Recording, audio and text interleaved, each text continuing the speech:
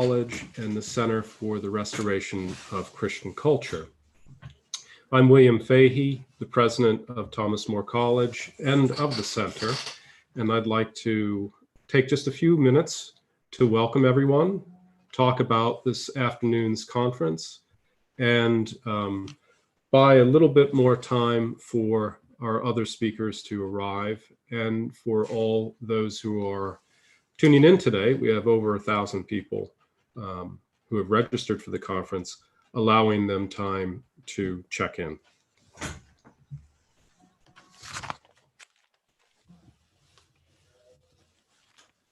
So hopefully everyone can hear well. Thomas More College doesn't regularly run Zoom seminars or Zoom conferences. The age of COVID, I think, has ushered in for everyone some interesting changes.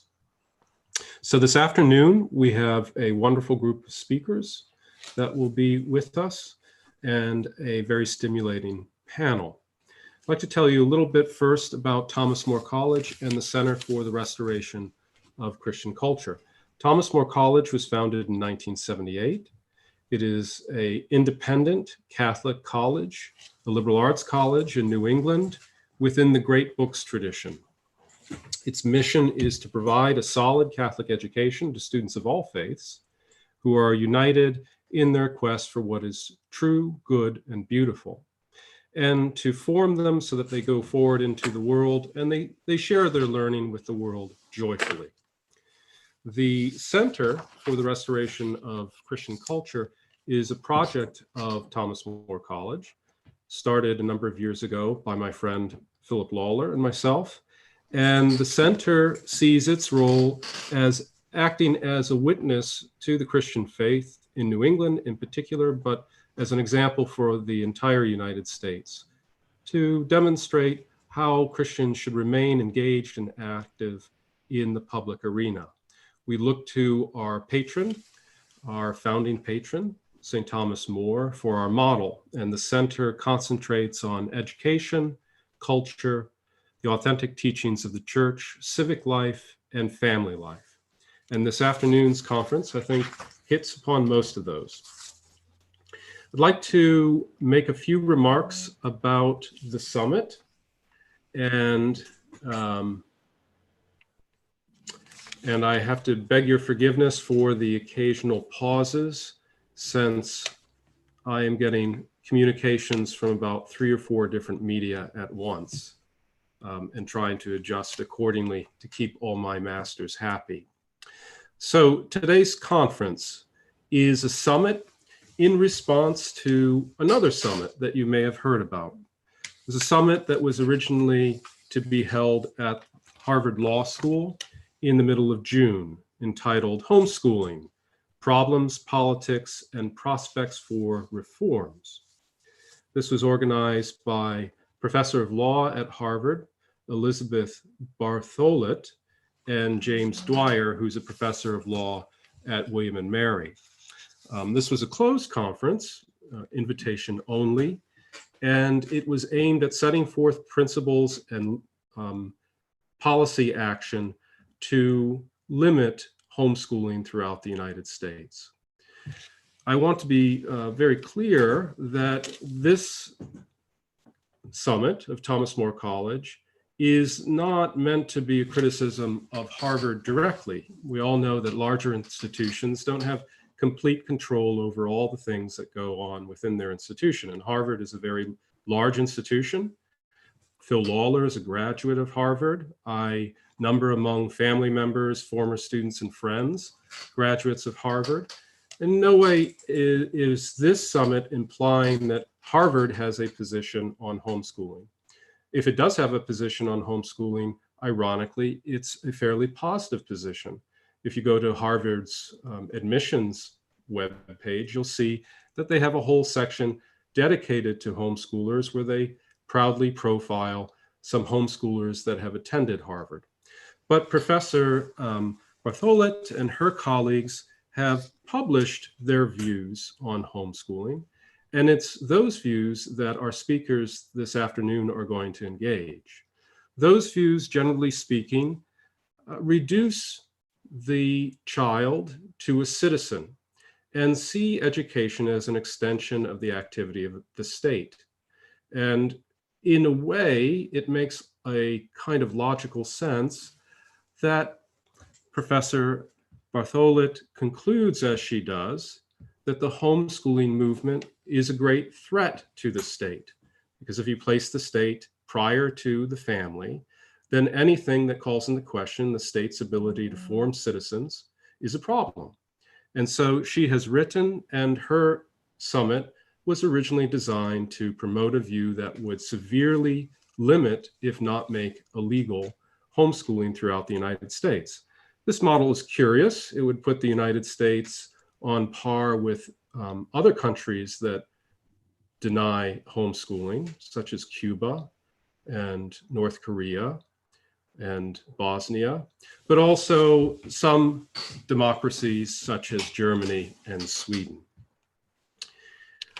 Our speakers this afternoon will address the conference from a number of angles, but I think they are all united with me in being very concerned about the summit that would have occurred at Harvard Law School and its strong recommendation that there be a presumptive ban on all homeschooling. I would like to simply end by thanking all of you for registering. We're very moved that so many people registered. And I would like to thank all of our speakers this afternoon who are quite generous with their time. Thomas More College is independent. We don't have vast resources. And so our speakers simply join with us in being concerned and are helping us provide this conference to all of you for free. I'd like to also thank the unseen and visible Dominic Casella, my colleague here at the college, who is overseeing all the technical work to make this happen, and my friend and colleague Phil Lawler, who has done quite a bit of work arranging for the speakers, Michael Gillerin, one of our trustees, who has provided incredible support over the last few weeks, and most especially my wife, Dr. Amy Fahey, who was the first one who envisioned the idea of holding a summit simply so that people could learn a different point of view on homeschooling and how homeschoolers contribute to the common good and help build up a strong, moral, vibrant, intelligent culture. And so at this point, I'll hand things over to Phil Lawler, who will introduce our first speaker. Thank you very much, William. And I second all of your thanks to the people who helped put this together. Professor Robert George, our first guest, is the McCormick Professor of Jurisprudence and Director of the James Madison Program in American Ideals and Institutions at Princeton University. He has served as chairman of the U.S. Commission on International Religious Freedom, and before that, the President's Council on Bioethics, and as a presidential appointee to the United States Commission on Civil Rights. A graduate of Swarthmore, he holds degrees from Harvard and from Oxford, and he has been a visiting professor at Harvard Law School.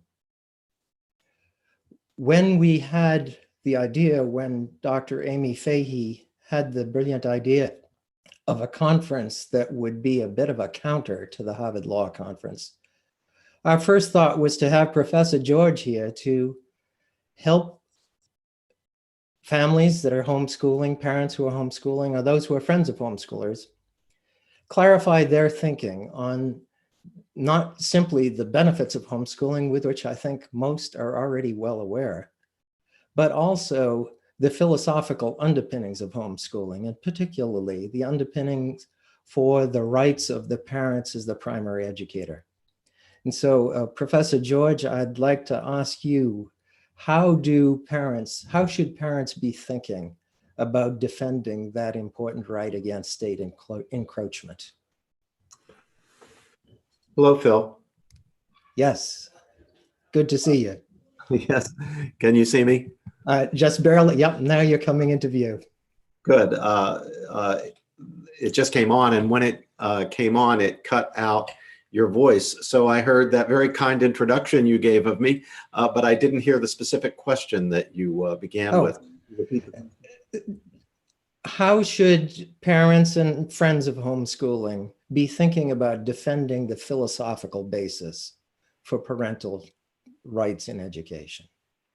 Yes, well, I think the way to begin is by understanding that at the foundation of parents' rights, and parents' rights are real, and parents' rights are important, and parents' rights need to be respected.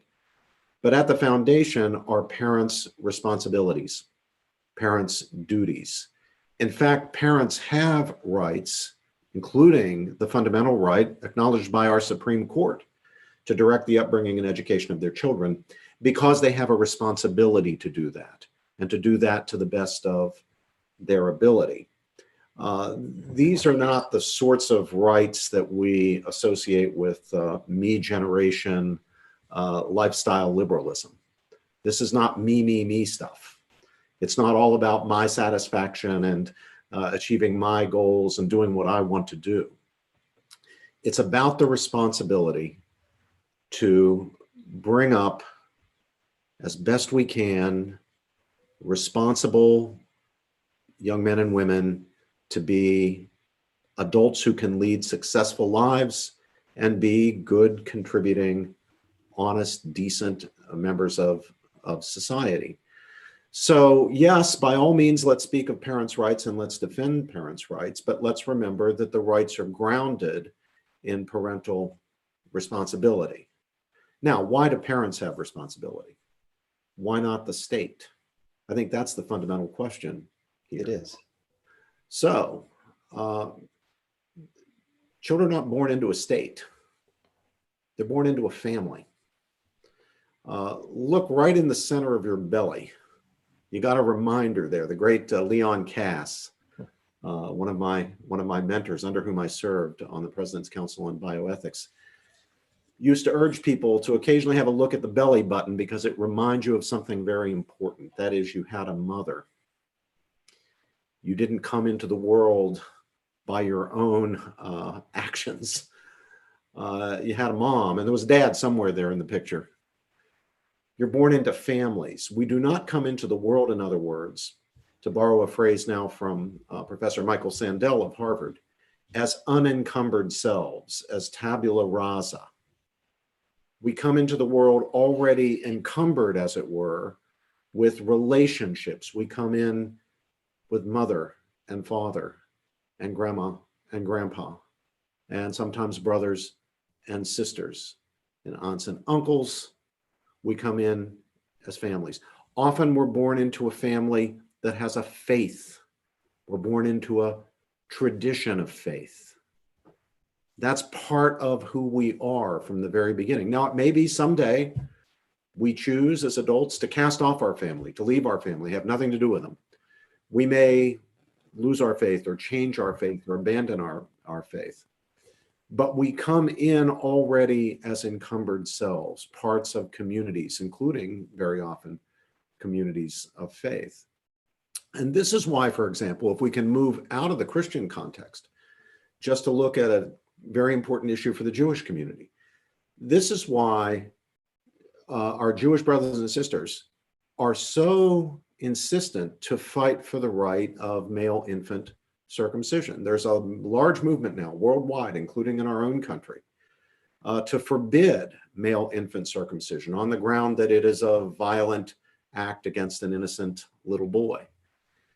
Well, you can see that there's a profound philosophical difference there between the so-called intactivists who would deny the Jewish community the right to have their little boys circumcised at 8 years old and initiated into the covenant with Abraham. You'll understand there's a profound difference in worldview between what they see when they look at that child that's born, an encumbered self, a child born into a family, a Jewish family, a family with a tradition, a family with a faith, and the worldview of the intactivists, the critics, those who would use the law, use the state to ban male infant circumcision. When they see a baby born, they don't see a baby with any relationships that matter, that are fundamental, that are deeper than anything the state can claim. They see an unencumbered self, a potential future chooser who should be allowed to grow up and decide at 18 years old whether he wants to be circumcised or not, initiated into the covenant. These are radically different worldviews, radically different philosophies. And it comes down to whether we're encumbered selves or not, whether it matters that we're born into the family. If it does matter that we're born already into those relationships, as I believe it does, as the Jewish community believes it does, as the Christian community believes it does, even ancient thinkers believed in the pagan world that it does, then we have starting to put our finger on the sense in which it is right and true and critical to say that the family is prior to the state.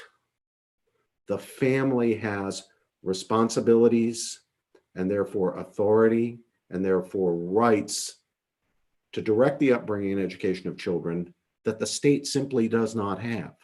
The state therefore has no right to veto those decisions made and exercise of that responsibility and duty to direct the upbringing of the children.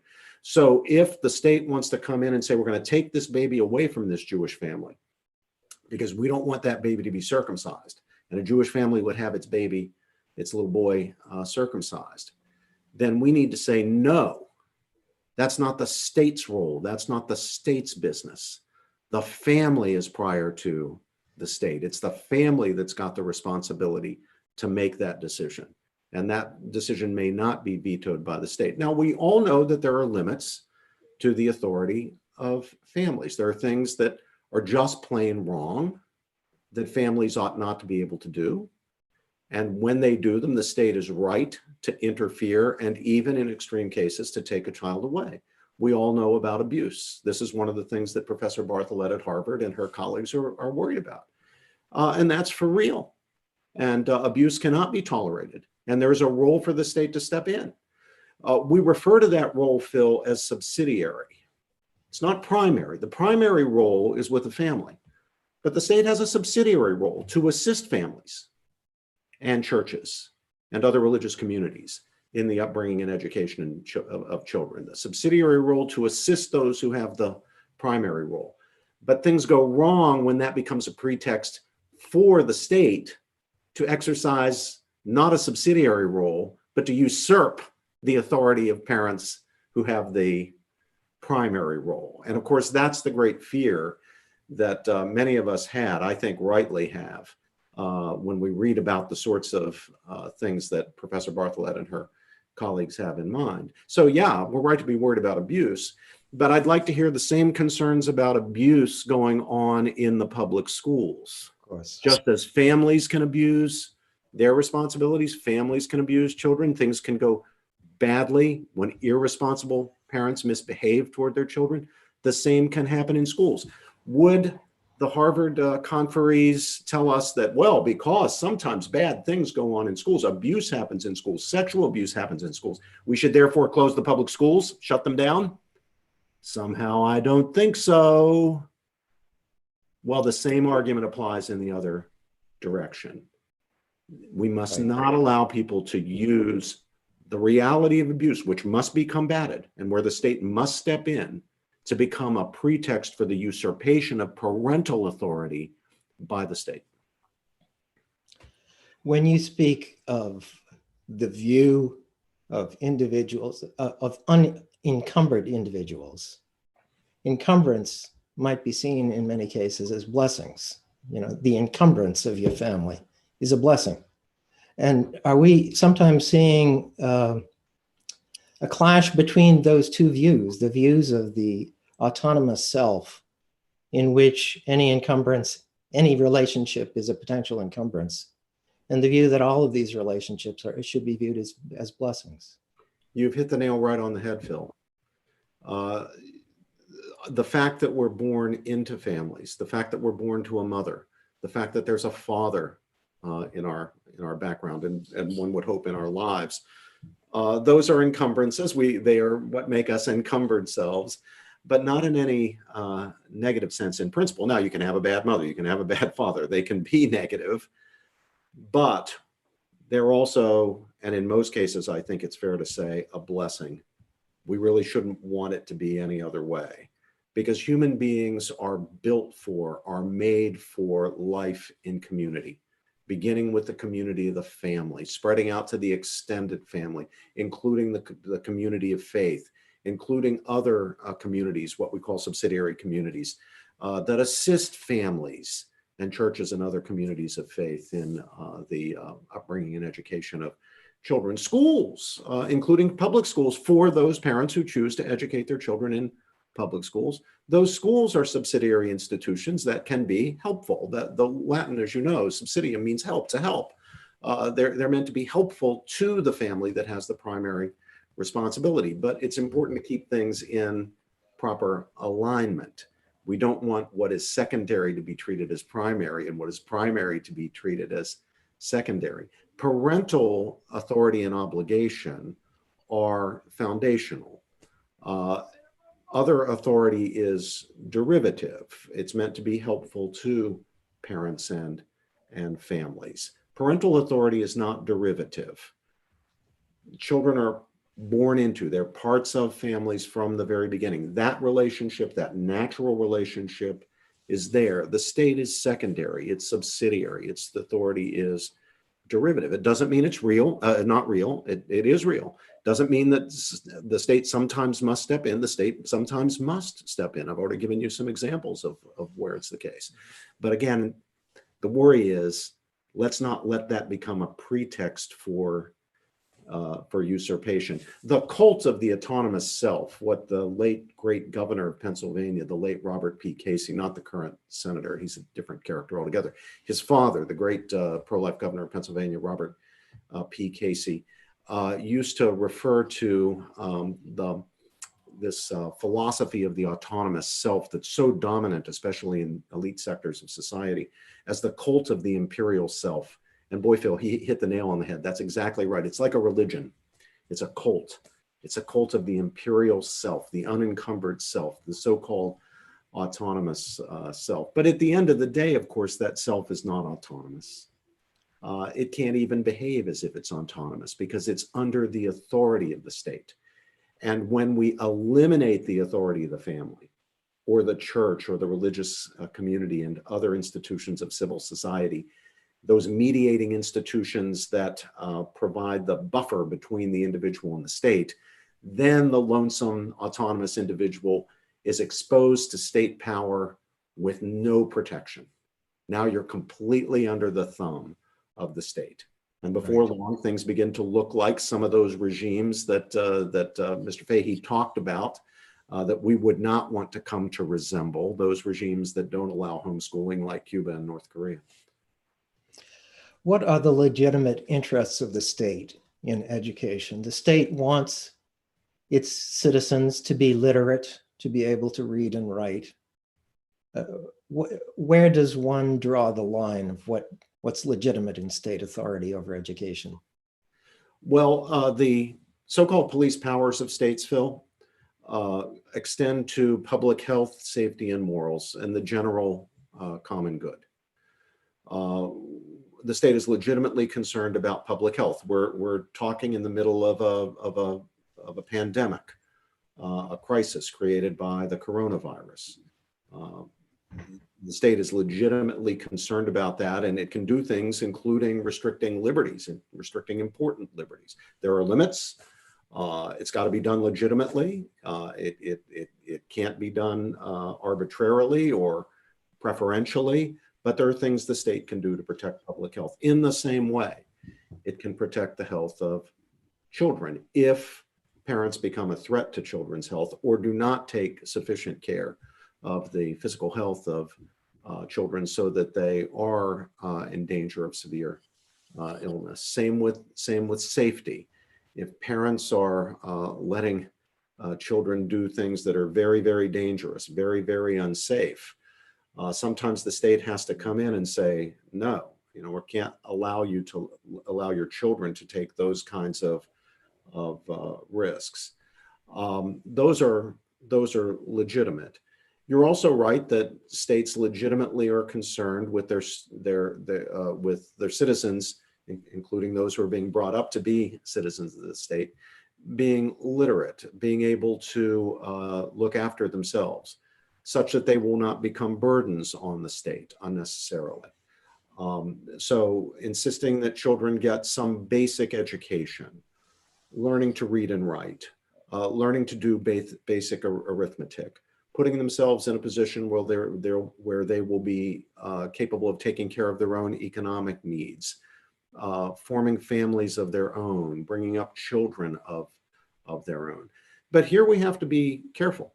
We must not insist that education must be the same for everyone or for every child. And here the Supreme Court gave us a case in 1972 called Yoder against Wisconsin, which is very instructive. The old order Amish community in Wisconsin objected to having their children be required to go to school, be educated beyond, I believe it was 8th grade. You can check me on that, but I believe it was 8th grade. In other words, they objected to their children going to high school.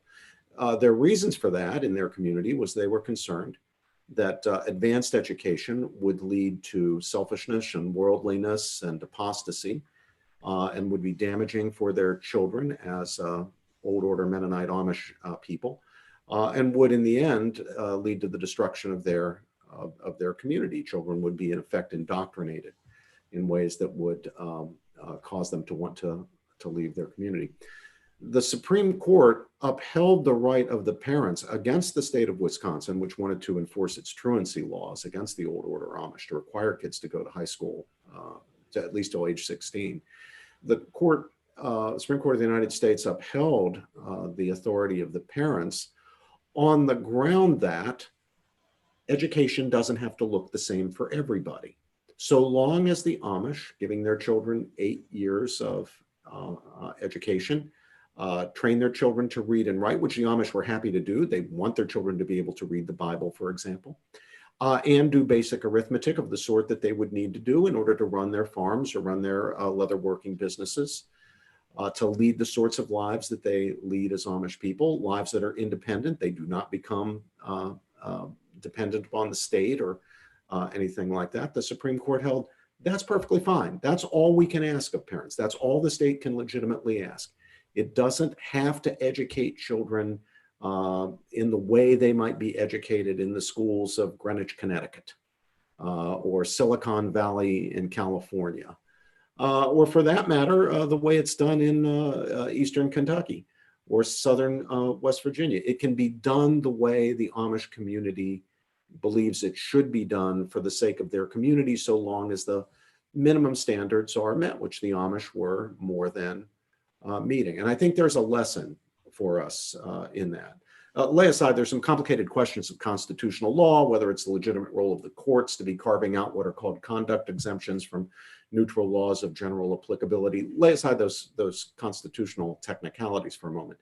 But just in terms of the political theory of the thing or the moral understanding of the thing, I think here it's very instructive. The court has said, look, education for Amish children doesn't have to look like education for the children of Phil Lawler or Robert George or the children of Elizabeth Bartholet. It can look like education for the Amish, so long as the children in that community are given the kind of education that will enable them to lead fulfilling lives, to not become dependent on other people or on the state, to be able to conduct their personal affairs, read, write, do arithmetic, lead the lives that they will lead. I don't know if you saw the actual Harvard Magazine article that precipitated this, but it had a fascinating sort of cartoon in it. And of course, the cartoonist views aren't necessarily the views of the author or of Professor Bartholet, but it depicted a schoolhouse or a house in which there were students looking out the window as if they were looking out the window of jail. And those were the homeschoolers. And all around them were frolicking the free children who were having a great time out in the great outdoors. And those were presumably the students at public schools.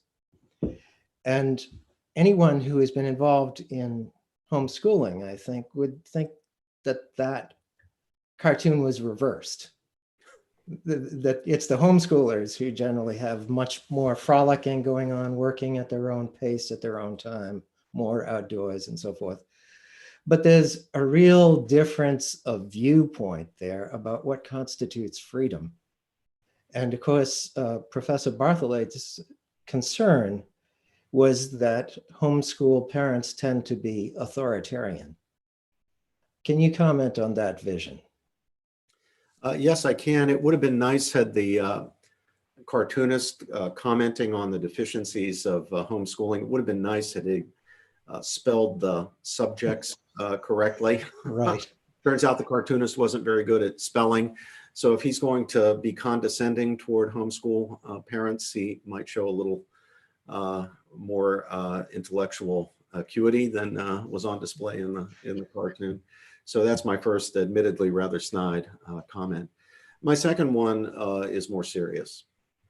I have been a teacher for 35 years, just finished my 35th year teaching at Princeton. As you kindly noted, I've also taught as visiting professor on a number of occasions at Harvard, at the law school, Harvard Law School, where I myself went to law school. I know a lot of Ivy League professors. They're my colleagues and friends.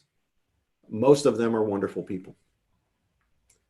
I also know a lot of homeschoolers, including some who've been the parents of students of mine, who've done brilliantly, by the way, at Princeton. Mm-hmm. The homeschoolers we admit, I know we were able to be very selective, but boy, the homeschoolers we have had here at Princeton, at least those who've been in my classes, have been a great credit to the homeschooling movement. It's hard to criticize the homeschooling movement when you meet kids like that who are produced by the movement. But anyway, I know through my students and in other ways, lots of homeschooling kids. Now, lots of homeschooling parents, lots of homeschooling people. Now, bear in mind what I said a moment ago. Most of the Ivy League professors I know are wonderful people, good people, and not authoritarians. But if I was out to round up and just to find authoritarians or authoritarian personalities, I think the hunting would be a little easier among Ivy League professors than among homeschoolers. If I were Ivy League, I am an Ivy League professor. And, you know, I wouldn't want to be casting any stones from my glass house at the homeschoolers. Homeschoolers are exercising freedom. They're exercising a fundamental freedom, a constitutionally recognized freedom, recognized by the Supreme Court of the United States itself.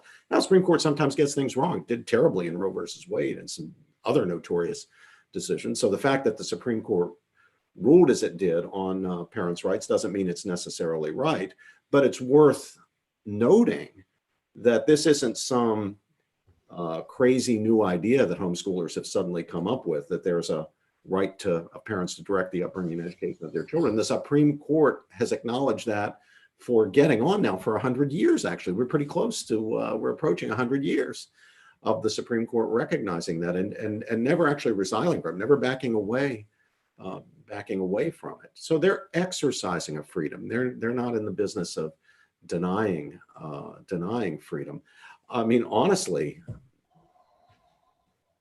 I see more willingness among homeschool parents to let their children raise questions that challenge their parents' beliefs than I do on many college campuses, where very few in the professoriate or in the academic administration seem to be willing to tolerate students or faculty members expressing dissent from certain sacred doctrines or doctrines that are held as sacred doctrines in the elite sector of the academy, or probably in the academy generally, actually. If I'm looking for violations of free speech or freedom of thought, I wouldn't think to look in the homeschool movement so much as I'd want to look at the Yale campus or the Oberlin campus or one of the University of California campuses. There's where I see the real concerns about free speech and authoritarianism. I mean, that's why organizations, including organizations founded by people who are not conservatives, like Heterodox Academy, have sprung up. They've sprung up precisely because of these authoritarian impulses that seem to have gotten out of control on many campuses in contemporary higher education. So let's not focus on the homeschoolers where we don't have a major problem. Let's focus on where the problem is, and a lot of it's in American higher education. I think even as a pedagogical issue, homeschoolers, the most successful ones, tend to be a little bit anarchic, I think, in their day-to-day. I want to say classroom work, but of course that's wrong because it's not in a classroom usually. A student might not be, a young boy or girl might not be interested in math today. He might be interested in math tomorrow. And a wise parent rolls with that. And it evens out over time, sort of the same way as one day he doesn't want to eat beans and the next day he doesn't want to eat meat. And over time he gets the nutrients he needs. Yeah. And I think there's a lot of that as well, that when with a public school, you can't do that. Math is at 9 o'clock and English is at 10. I think, Phil, you're onto something here. And I think it's something that that schools, public schools and private schools, can learn from homeschoolers. I was just in a conversation yesterday that involved some friends. It was a webinar that we did in the James Madison program at Princeton. Cecilia Rouse, the dean of the Woodrow Wilson School here at Princeton, who's an education economist, was one of the panelists, and so was the great education scholar at Stanford, Bill Damon. And then the third was an education reform guy named Mike Petrilli, whom I really admire. And Mr. Petrilli was making the point that some of what goes on in homeschool as far as the flexibility is concerned and dealing individually with students and not having everything so regimented, just what you're pointing to, some of what is going on in homeschools can actually be transferred to schools, including to public schools. It's nowhere written in sacred scripture that you have to organize the school day the way it traditionally has been organized in schools, including in public schools. There's probably room for a lot of flexibility there. So if I were someone responsible, say as a school board member or a school superintendent or as a principal of a school, again, instead of casting stones at the homeschoolers, I'd want to pay visits to some homeschool houses. I'd want to learn what I could from homeschoolers and see what we can learn from the flexibility we have in homeschooling about what could be imported into ordinary schooling, not with a view to displacing homeschooling. Let a thousand flowers bloom. Let there be public schools and let there be private schools and let there be private religious schools and let there be homeschools. Let there be all sorts of things so that parents can provide the education that is most suitable in their judgment for their kids. But everybody can learn from everybody else. And I think we've got a lot to learn as far as the regular schools are concerned from homeschooling. Right. And I think that there are times when public schools can interact very positively with homeschools. We had a very positive experience in our family where our son, who was homeschooled, was playing on the soccer team and taking one course at the high school and doing very well, and everybody was happy with it. It was a very productive experience. There's no reason that homeschool and regular school need to be enemies. They can cooperate. Different kids, different families have different needs. Let people find the kind of education that works best for their kids and for their family. Let a thousand flowers bloom. I mean, this is a really good area, Phil, to be on the side of freedom. Absolutely. They don't seem to actually want it in the areas where we should have it.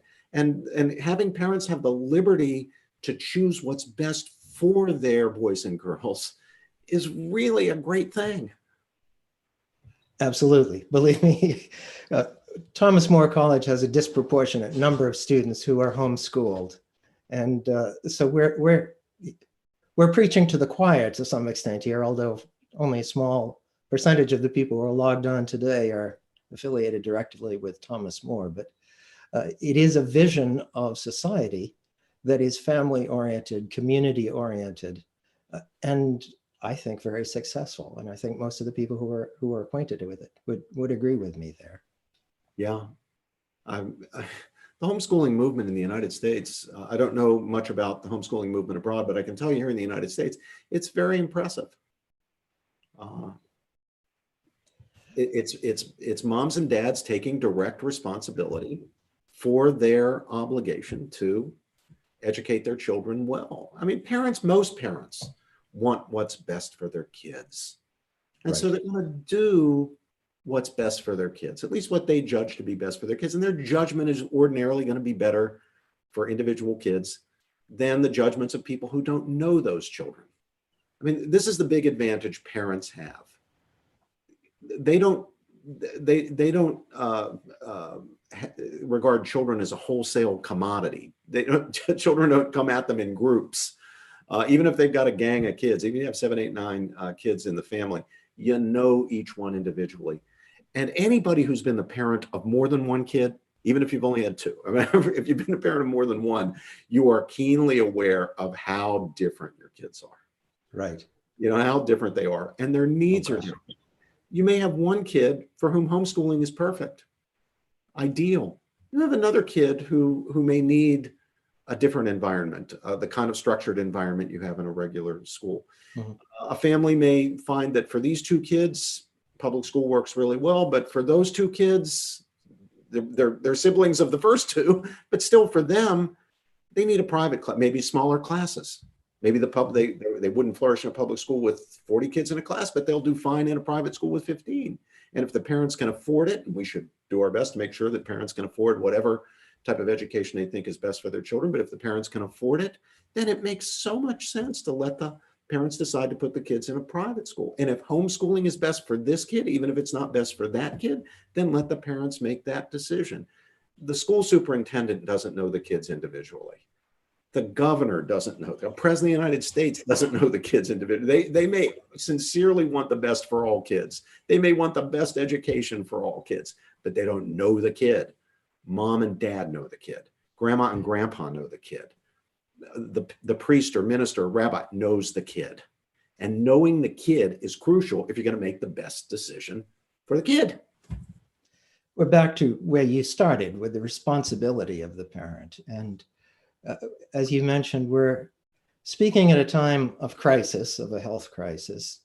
And my suspicion is that the new normal after the health crisis, whatever that new normal may be, is likely to require all of us to do more to take our own responsibilities, to take care of ourselves. Yes. And homeschooling is a way in which a small but rapidly growing number of Americans are taking their responsibility, thinking that, as you say, they know what is best for their child in a way that no one else is ever likely to.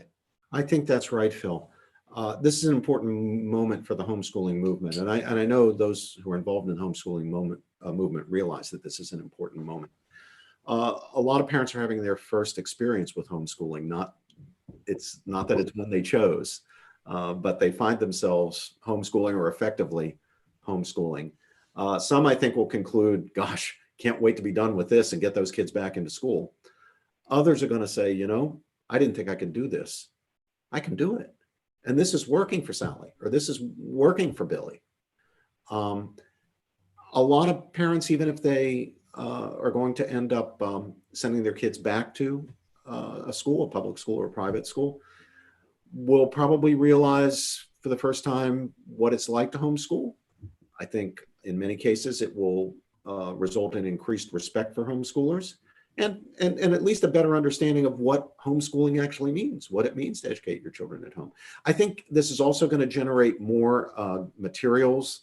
And I think the more materials that are generated, the more, let the market work here, let competition drive up quality and drive down prices. Materials, curricular materials, other materials that are available for homeschoolers will increase as a result of this. So that's a little bit of a silver lining here. I think it's an important moment for introspection and reflection by homeschoolers. And by the way, Professor Bartholet and her group, the fact that they have gone very public with their challenge to homeschooling and their criticism, that can be healthy too. If the homeschool movement handles this well, that can be healthy too.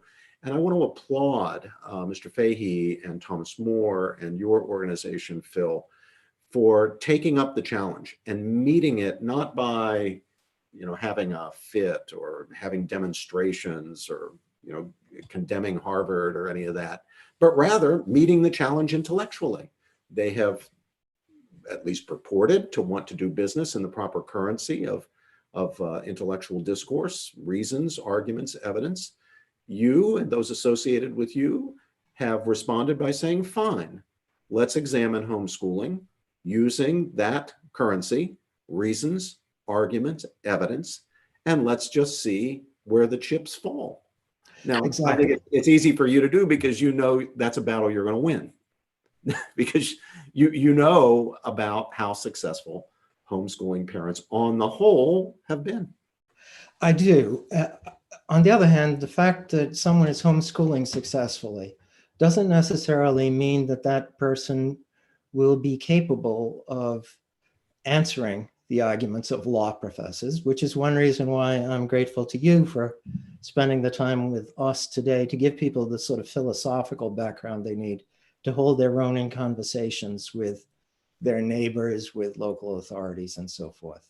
So I am grateful to you for being with us. We have a few minutes if I can give you a question or two from our viewing audience. Certainly.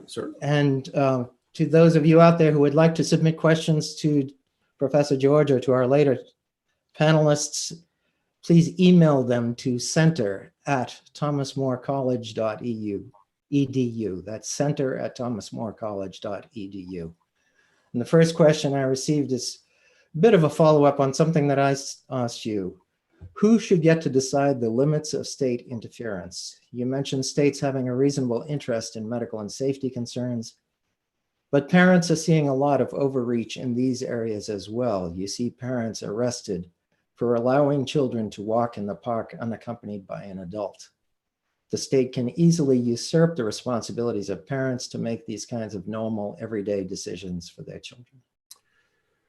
Well, at the end of the day, we live in a democracy, a democratic republic.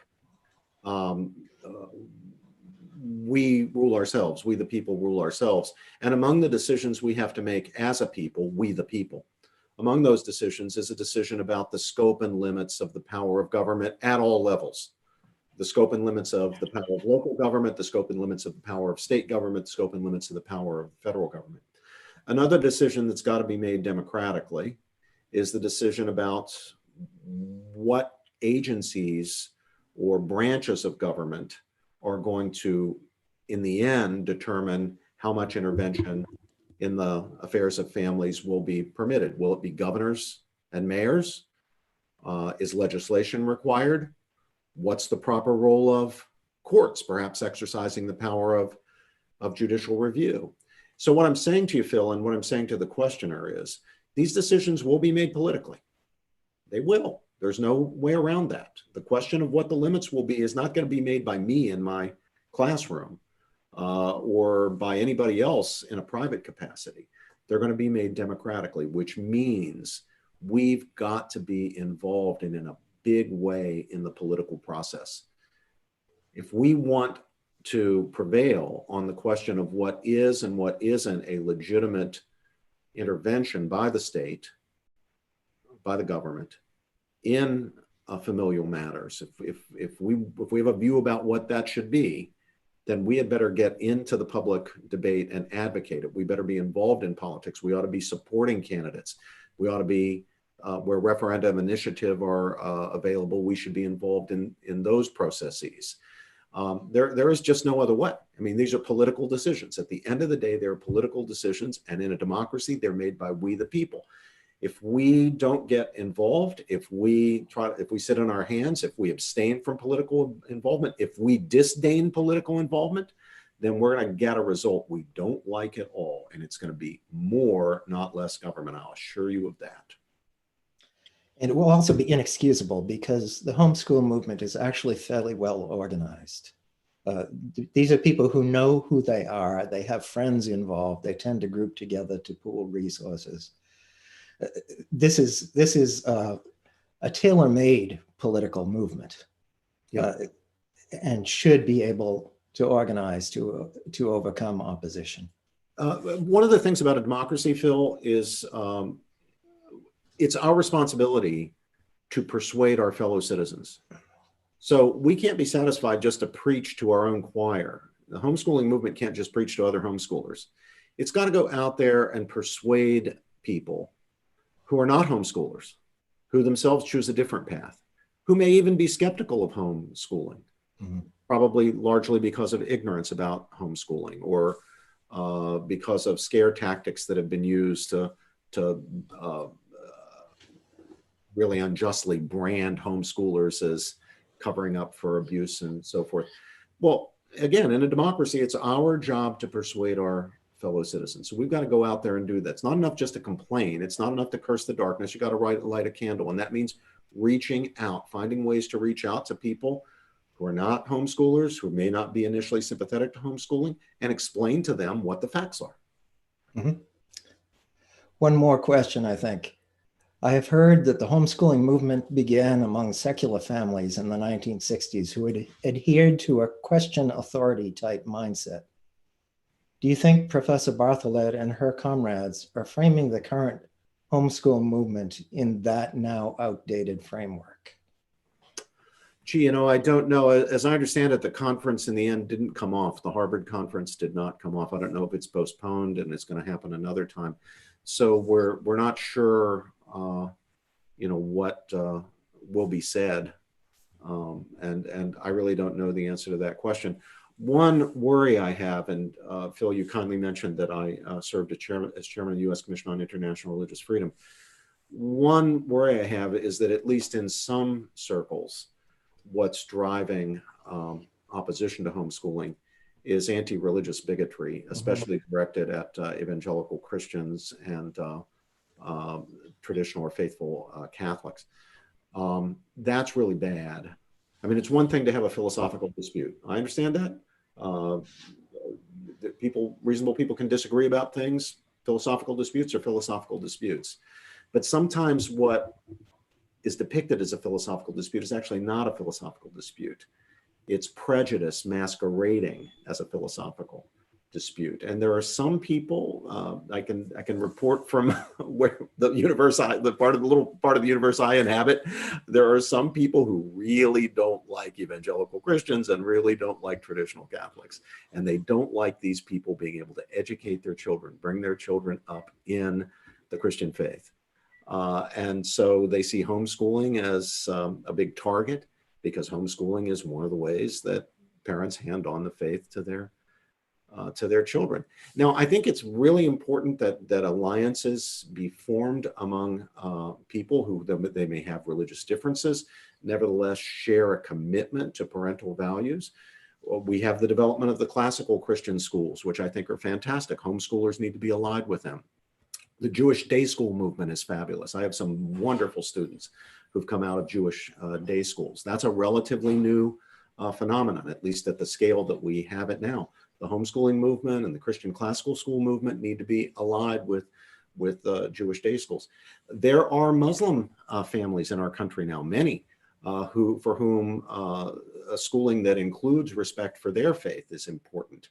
I think not enough Christians are willing to ally with our Muslim fellow citizens, as with our Orthodox Jewish fellow citizens, to make sure that all parents have the right to direct the upbringing and education of their children and decide for themselves whether it's going to be homeschooling, private schooling, religious schooling, public schooling.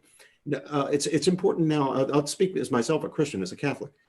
It's really important that we not claim for ourselves rights that we don't recognize for other people. The right we're claiming here is not the right for Christians as such. It's a right for all people of all faiths.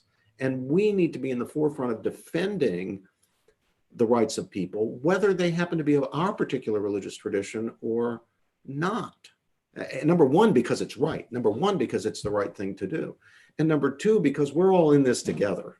And we really will all hang together or hang separately. Thank you very much. I don't think that leaves us with time for any more questions. I'm grateful to you, Professor Robert George, for giving us your time. and for your helping us to orient and encourage homeschoolers. And I look forward to seeing you again and hearing you play the banjo. Yeah, well, thank you, Phil. It's been a pleasure and an honor to chat with you and to be part of this event. And best wishes for Thomas More College. I think colleges like Thomas More do a great service to the country, and I wish it only to prosper. Thank you very much. Thanks again. As I prepare to introduce our next speaker, again, let me remind you, if you're out there watching and you have a question that you'd like to have any one of our speakers address, please send your question by email to the email address center@thomasmorecollege.edu. center@thomasmorecollege.edu. When I saw the Harvard Magazine article about the proposed summit meeting at Harvard Law School, and I saw one of the professors, Professor Dwyer, who was quoted as suggesting that the state has a responsibility, that the children are the responsibility of the state, my mind immediately went to a very provocative article by Professor Douglas Farrow about how Supreme Court decisions, and particularly the Obergefell decision, had created a situation in which the state seems to be claiming first authority over children. In fact, the state seems to be claiming that the children are your children only because the state says so. And I was delighted then when I reached out to Professor Farrow that he was immediately willing to join us and explain that argument, as he will do in just a minute. Douglas Farrow is professor of theology and Christian thought at McGill University in Montreal, where he works in theology, ethics, church, state, and social political issues. He is author of a number of books, most recently, the provocatively entitled Nation of Bastards, Essays on the End of Marriage. Professor Douglas Farrow. Thank you, Phil. It's a pleasure to join you. The book you just mentioned is actually from 2007. I will make reference to it in passing, along with some other things that may be useful to the audience here. I want to begin with the question you pose, who owns your children? That may seem a very odd question. If they are your children, well, surely you do. It may also seem a rather overwrought question. People don't ordinarily raise an eyebrow at the phrase, my children or your children. This kind of thinking is part and parcel of ordinary life, but not so fast. It was part and parcel of ordinary life until a few years ago to suppose that your children were not only yours, but that they were boys or girls, that they had a sex, and that having a sex was a good thing. That you or the doctor who delivered your child may have imposed a sex on your child wasn't commonly said, nor that your child might do well to choose, if not a new sex, then a new gender. We live, as Eomer said to Aragorn in The Lord of the Rings, in a world all grown strange. This new and strange world is offered to us as if it were the golden wood, Lothlorien. And now we are being accused of beating a hasty retreat from that golden wood into the redoubts of a backward and oppressive land, the land, I suppose, of rednecks and traditionalists generally. Go on then, we're told, beat your retreat. But don't suppose you'll be taking your children with you, for they are not your children. They are everyone's children. They are, if it comes to it, the state's children. And the state will protect them from you and lead them forth into the wonders of its Lothlorien. It will not abandon them to your abuse or leave them as hapless objects in which you may replicate your own, well, frankly, dehumanizing ideas and ideologies. You may feed their bodies if you like, but the state will see that their souls are fed. The state has schools for that, and all children must attend those schools.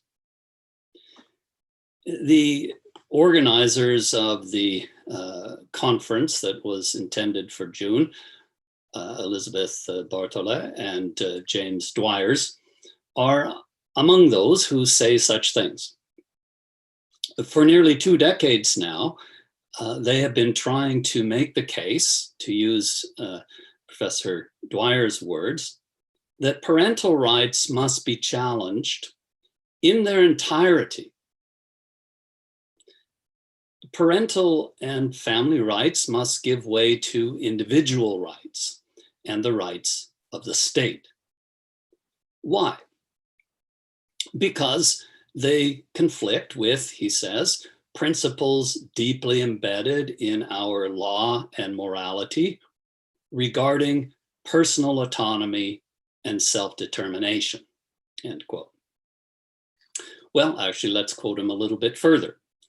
The incongruity, he says, between parents' rights and established principles regarding the nature and inherent limitations of individual rights compels us to seek other moral or legal principles to support and legitimize this anomalous set of rights, these parental rights. Parental rights, he is arguing, must be reduced to parental privileges conferred by the state and maintained or withdrawn at the state's pleasure. Maintained for those who cooperate in the kind of formation the state deems appropriate, withdrawn from those who abuse children by giving them some contrary formation, or rather indoctrination. For parental rights represent the domination, he says, of the strong over the weak, and the state's business is to prevent that. Now let's set aside here the question as to who is abusing whom, who is indoctrinating whom, who is the ideologue, and who is dominating whom. Mr. Dwyer thinks that parental rights, I use his words again, ultimately rest on nothing more than the ability of a politically more powerful class of persons to enshrine in the law their domination of a politically less powerful class, end quote. Last I checked, I think I agree with Professor George here, that description seemed to fit rather better law professors from Harvard or even William and Mary, to say nothing of Princeton or McGill, than it fit ordinary parents. It is the former, in alliance with large corporations, including those from which they come, the modern universities, who are adept at weaponizing the law, not the latter. Let us inquire then into the ideas themselves, rather than to stay at this sort of polemical level that I find as I read these articles of theirs, and into the moral and legal principles with which they work. And here, since we have only 20 minutes or so, let's focus on just 3 key elements in the debate: individual autonomy, the institution of marriage, and the role of religion. And let's look at these briefly in their relation to one another. In chapter 7 of my recent book, Theological Negotiations, I have traced out the evolution of the idea of autonomy over the last millennium, approaching it as a theologian rather than a legal scholar, which I am not. I was not trying to replace Schneeven's book on the subject or other such works, whether philosophical or legal. One can hardly do that in 40-odd pages, but to show how our recent notion of autonomy has abandoned the Enlightenment without abandoning the Enlightenment's philosophical roots in nominalism. And I was trying to show further that nominalism contained the seeds of its own destruction, precisely because it refused to wrestle with the individual as anything other than an individual. It would not do this respecting the divine persons, which in a millennium ago was a major part of the conversation, nor would it do so as regards human persons. It therefore could not conceive of autonomy in the last analysis as anything more than raw, undisciplined exercises of the will, acting independently even of reason, and asserting itself even against the most obvious givens of human existence, such as the body. It has taken a full millennium for it to come to this, but it has. Autonomy now means, in a borrowing of biblical language, indeed, in a profaning, one might well say, of the divine name, as given in the Jewish and Christian scriptures, I am who I am. And the first commandment in the new reality is that you must recognize me as whoever, whatever I say I am.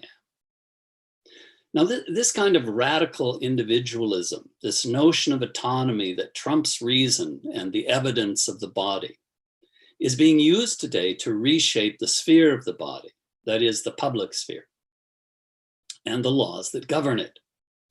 The central locus of this reshaping is family law, which should surprise no one. For the family is the most stubborn obstacle standing in the way of this sola autonomia, by autonomy alone, revolution. The putatively autonomous individual, I speak of embodied individuals, of humans, not of angels, arise, after all, from the sexual union of a man and a woman. And the institutionalizing of the relation between a man and a woman in the form of marriage, understood as a context for bearing and raising children, is ground zero for the passing of human culture from one generation to another. So, if all that seemed too philosophical for some of you, don't worry. We come to things you understand more readily, perhaps, than what I've been saying.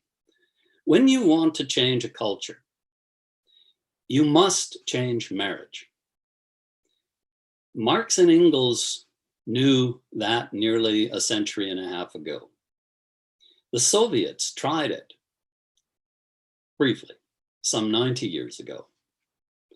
Keen observers at the time, such as Sigrid Undset and G.K. Chesterton and Christopher Dawson, extrapolated the trajectory that this would take in the West with remarkable accuracy.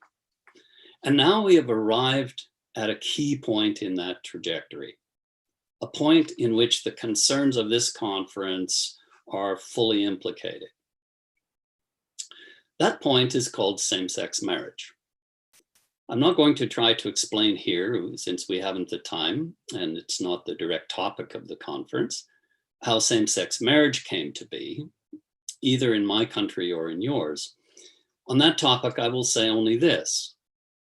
In your country, as I had occasion one evening over dinner to point out to one of your Supreme Court justices, what the Universal Declaration of Human Rights in Article 16 defined as an individual right, namely, to quote, that men and women of full age without any limitation due to race, nationality, or religion have the right to marry and to found a family, end quote.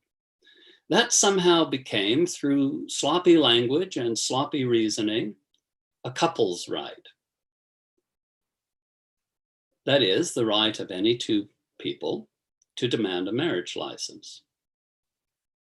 Thus, in this curious slippage from the concrete individual who already universally enjoyed the right to seek marriage, if not always the power, of course, to find it,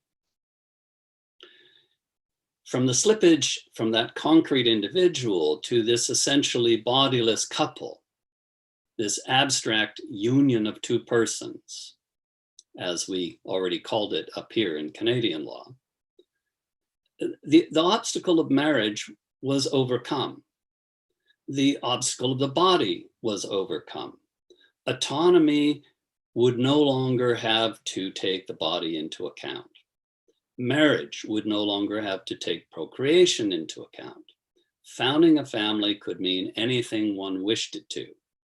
And family law could be changed in whole and in part to eliminate all further obstacles and impediments to the changes desired in some circles. Now, perhaps no one knows more about marriage law, historically speaking, than Professor Whitty at Emory Law School. His conclusion in the book called From Sacrament to Contract is worth repeating because it does, as you will see in a moment, bear directly on the concern about homeschooling. The elementary deconstructions and dismissals of a millennium-long tradition of marriage and family law and life seem altogether too glib to be taken so seriously, writes Professor Whitty. I continue. Yet the legal revolution marches on, and the massive social, psychological, and spiritual costs continue to mount up. The wild oats sown in the course of the American sexual revolution have brought forth such a great such a great forest of tangled structural, moral, and intellectual thorns that we seem almost powerless to cut it down. We seem to be living out the grim prophecy that Friedrich Nietzsche offered a century ago, that in the course of the 20th century, the family will be slowly ground into a random collection of individuals, those were Nietzsche's words, haphazardly bound together in the common pursuit of selfish interests. And, adds Whitty, in the common rejection of the structures and strictures of family, church, state, and civil society, end quote. As I added, however, myself, when quoting this passage in Nation of Bastards, there's a further dimension to the problem. It was pointed out by another law professor, the late Ted DeCoste, in an essay called Courting Leviathan. DeCoste was convinced, and rightly, I think, that statism was the great threat that accompanied this radical individualism. For by means of the false distinction between religious and civil marriage, the state has taken possession of marriage in a paternalistic manner. It has thus, as DeCoste says, committed itself to a redemptive politics, that is, by means and medium both, that makes jest of limited government. And I quote here Professor DeCoste a little further. Redemptive politics, he says, is a politics of conviction. The redemptive state is a state convinced that its proper purpose is to improve its subjects by imprinting on them, on their projects and character, the values that the state has made its own and declared superior. Such a state is not merely a custodian and guardian of the people's proper values, though it is clearly both. The redemptive state rather conceives of itself as the personification of those values, and with that, of the lives of the governed properly lived, which is to say, state and people are in theory one, and so they do in fact become, to the extent that the state succeeds in disarming the people of values that contradict or diminish its values. But this transformation of the state into a person and persons into expressions of the state comes at the cost, in equal measure, of moral arrogance by the state and of the moral disablement of the people, end quote from de Coste. But that, it seems to me, is just what Barthollet and Dwyer's and those of their persuasion have been calling for. It seems to me just what they actually mean to achieve. The family, which the Universal Declaration identified as, quote, the natural and fundamental group unit of society, entitled as such to protection by society and the state, Article 16, is no longer to be such. It's no longer to be the fundamental unit. It's to be an extension of the state, operating at the state's behest, lacking all primordial or pre-political rights. As I never tire of saying, and some of you will have heard me say this before, we are all wards of the state now that marriage has been detached from procreation and become merely a legal fiction. And those who position themselves as experts, whether medical experts or moral experts, will tell the state what it ought to do with families. Now, lest you suppose I'm making this up and cherry picking a few quotations from people who have some shared concerns with the ones I'm articulating here. Let me quote from Joseph Raz, who in his famous work, The Morality of Freedom, prophesied this. More recent changes, he says, this is 2003, are uncertain and incomplete. Some tendencies, that is to, for example, to communal families or open marriages, may wither away. Others, for example, homosexual families, may be here to stay. It's too early to have a clear view of the consequences of these developments, but one thing can be said with certainty. They will not be confined to adding new options to the familiar heterosexual monogamous family. They will change the character of that family. If these changes take root in our culture, then the familiar marriage relations will disappear. They'll not disappear suddenly. Rather, they will be transformed into a somewhat different social form, which responds to the fact that it is one of several forms of bonding, and that bonding itself is much more easily and commonly dissoluble. All these factors are already working their way into the constitutive conventions which determine what is appropriate and expected within a conventional marriage and transforming its significance, end quote. So now at last to the point that really matters to you.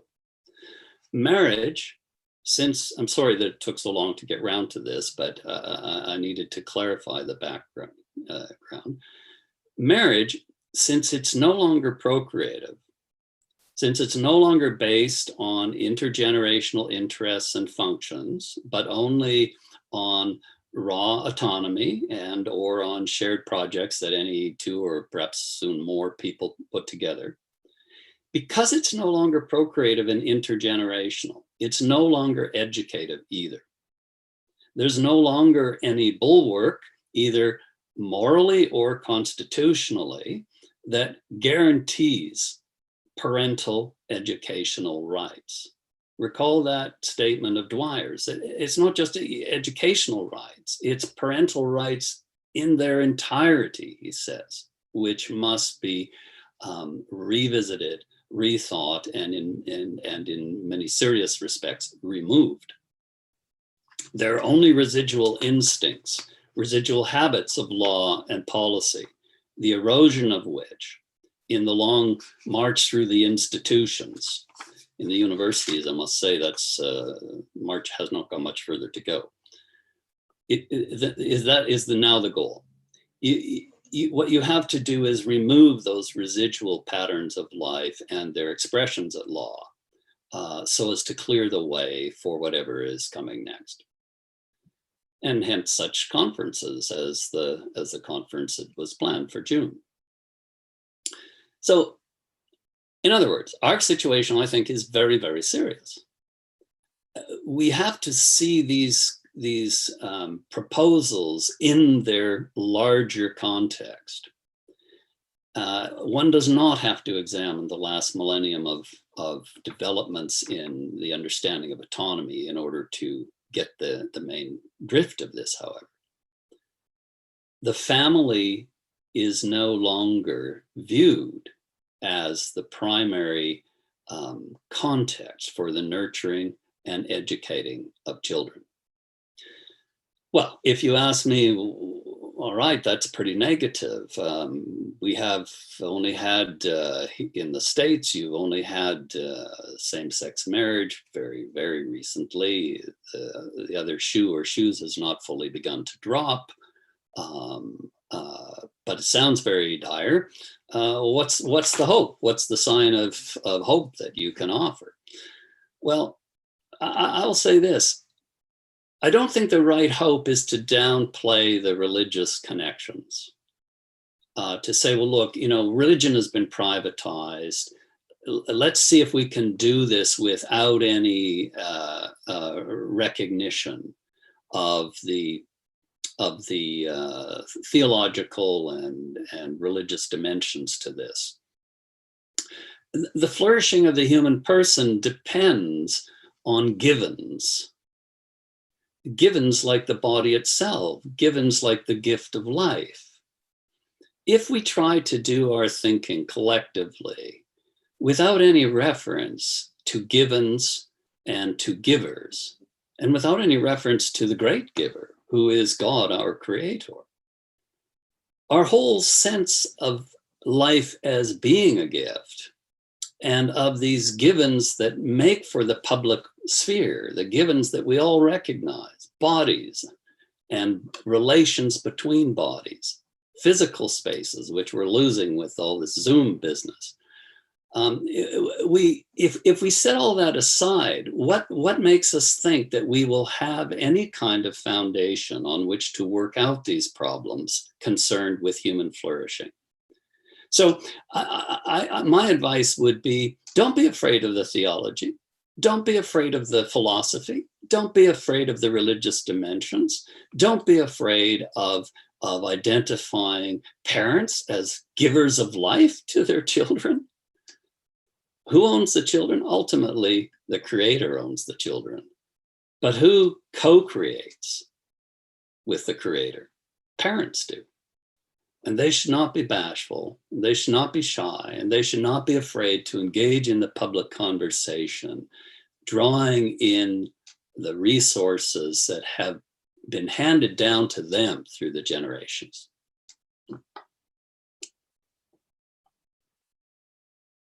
Farrow,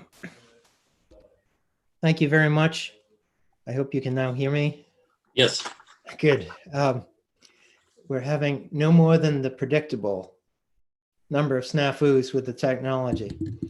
I'd just like to say, by the way, in the interest of honesty and advertising, that when we chose the title for this conference, Who Owns Your Children, we were being deliberately provocative. We were not suggesting that parents are the owners of the children. St. Paul would suggest otherwise. I'd like to just take a moment and ask you a question. If the Universal Declaration of Human Rights recognizes parents, the family, as the primary building block of society, think of it as sort of the atom from which societies are built, then we're now engaged in atom smashing with predictably dangerous results. From the other perspective, you mentioned what you call the redemptive state. It seems to me that if you are familiar with the political history of the United States, it's a country founded on the assumption that the people are the government. That's profoundly at odds with the notion that the government exists to perfect the people. It's absolutely standing it on its head. And therefore, wouldn't it behoove us to go back to the language of the founders and recapture the understanding of limited government? Well, it certainly would, and I am certainly in favor of that. Education, of course, shapes people. It is formation, and so that's why if family law is the center of the vortex of change in our society, education law is very near that center, because if you can achieve a shift of onus from the families and a shift of corresponding rights and responsibilities from the family to the state, then the state can form the citizens in a manner that suits the state. And then it could say, well, yes, we, the people in the state are at one. The majority culture thinks thus and so. I've found in reading this literature, of course, that game is played the way the Bolsheviks played it. We pretend to be the majority when we're actually the minority. And then we persuade people that they must join us. And so we fulfill our own prophecy of becoming the big party, not the little party. And state education, state schools can function to further and hasten that process. And people who are working at the intersections of family law and education law understand that and are using it to good advantage. And I think at the moment, there's still a sense of, yes, we the people have a right to resist this. But if you win the next generation so that they don't want to resist it, you've won, you see. And that's why both private schools, as Professor George was saying, and homeschools, as he was saying, are very important in providing a different kind of formation. Personally, I think at the tertiary level, we need more institutions like your own, because the long march through the institutions at the tertiary level is almost complete, as I've said. Yes. And this would underline your advice that those who are interested in homeschooling and maintaining parental rights should not be afraid to engage in the philosophical, theological, and political battle. Yes, and I think we can draw on a better knowledge of history than I'm afraid many of our contemporaries have, to say that these big issues were always argued in all these dimensions. And this idea that we must argue them with one hand tied behind our backs, I think we must definitely resist. Thank you very much, Douglas Farrow, for your contribution. Our next event in this summit conference is a panel discussion. We have deliberately scheduled this panel the entire afternoon to move from the theoretical to the more practical. And we have now a panel discussion on the lessons to be learned and the challenges that face us in homeschooling. And my colleague, Dr. William Fahey, will be rejoining us to chair that panel. I, in fact, have rejoined you, Bill. This has just been wonderful. I hope everyone watching right now and later this evening is benefiting from these marvelous talks. Thank you again, Professor George and Dr. Farrow. This has just been a great beginning. Now we have a little bit of a shift. So the panel, we will have 3 individual speakers, but hopefully at the end of the third talk, there'll be time for questions, perhaps speaker to speaker, certainly from the viewers. And if I can find the sheet, you can send your questions, I think it was to the center at thomasmorecollege.edu. Our first speaker on this afternoon's panel entitled Successes and Challenges in Home Education, is Commissioner Frank Edelblut. Mr. Edelblut was educated largely in New England. He had a career in the private financial sector as a CFO and an auditor. He then had served as a representative in the New Hampshire House of Representatives. And in 2016, our Governor Chris Sununu, asked Mr. Edelblut to become the Commissioner of Education here in the state. So we're very pleased to have him here speaking at our conference. Our viewers should know that Mr. Edelblut and his wife have 7 children, and they have also homeschooled like most of our viewers. So he speaks not only wearing his commissioner's cap, but with the field experience of a home educator. Commissioner, good to see you. How are you? Thank you for that introduction. I may have a few scars to prove that point that you made as well. Glad to join you all this afternoon. You will notice the scenic background that I have set up on my Zoom account. This is Lake Jericho in the White Mountains, and hope that you all can find some way to get out and enjoy the beauty of New Hampshire. Perhaps this weekend, I think the weather is going to be warm and nice. This happens to be a fall scene, but there's a lot of opportunity out there. I do want to actually just make one point relative to Dr. Fahey's introduction, because he introduced the topic of homeschooling. And I actually prefer the term home education, not homeschool, because in home education, the goal is a little bit different. We are not trying to recreate in the home environment school, but actually try and find an alternative home base for educating children. And what is really interesting is that, well, I think that this distinction is very important, first of all. But I would also say that the laws of New Hampshire reflect this as well. We don't have a homeschooling law, we have a home education law. And we refer to this as an alternative education option for our students. I will briefly just touch on the laws. I know we want to talk about kind of the framework, and I'm happy to talk about any topics if there are questions relative to home education, including my own experiences, but I want to reflect it about the in my role as commissioner. New Hampshire has very effective home education laws. It is a relatively straightforward process for parents to engage this process. They need to begin by filing an intent to home educate their children. That can be filed with a local school district. It can be filed with a private school who would act as the custodian for them, or it can actually be filed directly with the Commissioner of Education for the state of New Hampshire. So it's not infrequent that when a family decides that they want to home educate in New Hampshire, that they send a letter to me indicating their intent. The information on that intent to home educate is relatively simple and straightforward.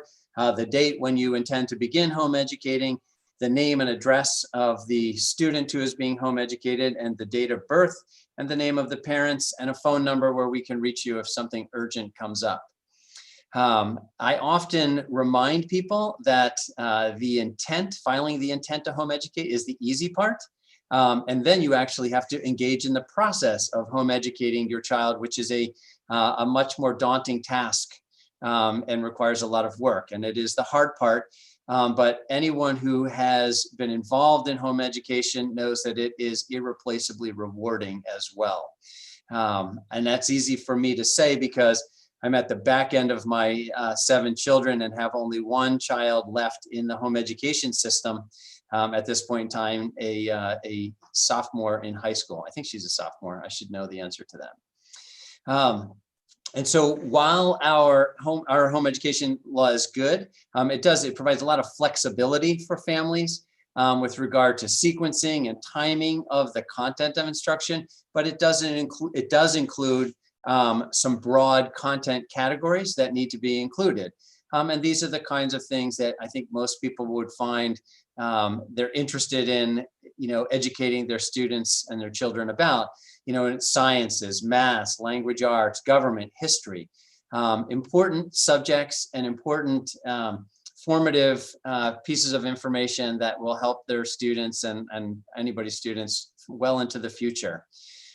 We do have an accountability system relative to home education here in the state of New Hampshire, and understand that that accountability is built around the concept of the broader education laws, which include compulsory education laws that require that students between the ages of 6 and 18 attend school. And so a home education program is a qualified education program that meets the requirements of compulsory education. But that accountability includes some various options for folks to use that meet the needs of their children and their families best. Could be a portfolio review, which can take place by an educator or an educator who is certified in the public system, or even an educator who's not certified but is working in another qualified private education institution. A student could take an assessment, or a student really can do what's referred to as any other agreed measure. So if someone has an accountability measure that they think would make sense for their family, they again can reach out to the commissioner's office, and we can agree on some type of an accountability measure that is really designed around the concept of your child making progress in their education, which is, I think, a shared value both for, I know, this Commissioner of Education, as well as for the parents who are involved in that home education program. Irrespective of the, those accountability measures that are in place, those are not, a basis for discontinuing a home education program. And it's interesting that how, these laws have, we had some other laws in the past, and those laws have changed. And so that's kind of the basic schema that we have here in New Hampshire. And I think that it serves our families. I think it serves our students, and it serves our communities very well.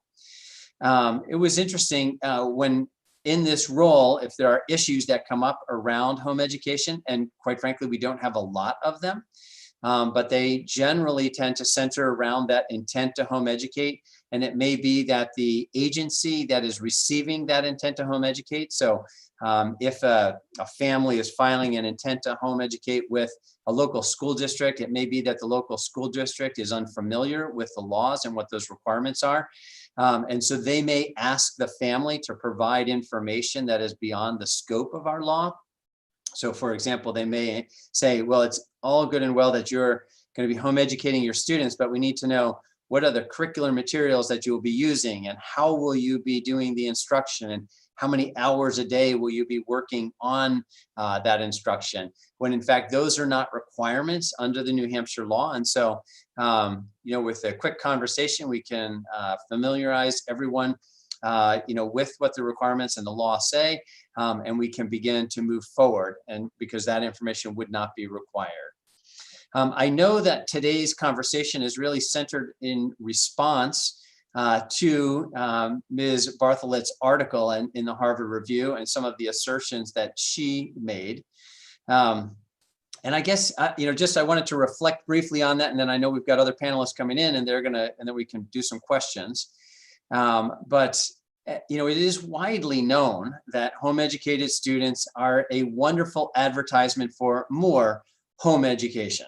Having raised some and met many hundreds, probably thousands over the years, I think they are a testament to the effectiveness of home education. It doesn't mean that there are not some areas of improvement that can happen, and that it's not all perfect all the time, but I think generally speaking, that's a good generalization. I want to just focus on a couple of the criticisms that were brought up in Ms. Bartholet's article. One is the question of how do we know they're learning, and in particular, how do we know they're making the kind of progress that we would expect from them? And I think that this is a question that we should not ask and limit ourselves to only the home education environment, but should consider that question broadly across all education systems. How do we know that our students in our public education system are learning? How do we know that our students in maybe a private setting or a home education setting are learning? because we know that particularly with home education students that they regularly outperform their peers across a whole number of measures. So if in fact we want to point that question of how do we know they're learning, we ought to, as a public education system should first be reflective relative to the students that are in their care as well. I think as well, people might, there's a concern that people who are home educating may not be that educated themselves. And again, this is the criticism of Ms. Bartholet. And I think it really just reemphasizes her lack of understanding of home education. We know that across the board, again, that students who are in home education environments outperform their peers across a whole number of measures. But in fact, this point struck a chord with me because in our traditional education system, family income, as an example, is a strong predictor of academic achievement. We know regularly when we provide assessments to students in the school system that students who are economically disadvantaged perform, as much as 20 percentage points lower than other students on those same types of assessments, resulting in a great deal of inequity in that system. And in home education, you don't have that disparity. Those equity opportunities are closed. And what we find is that family income is not a predictor of academic achievement. And I think that Ms. Bartholet might actually be impressed if she were to look at that.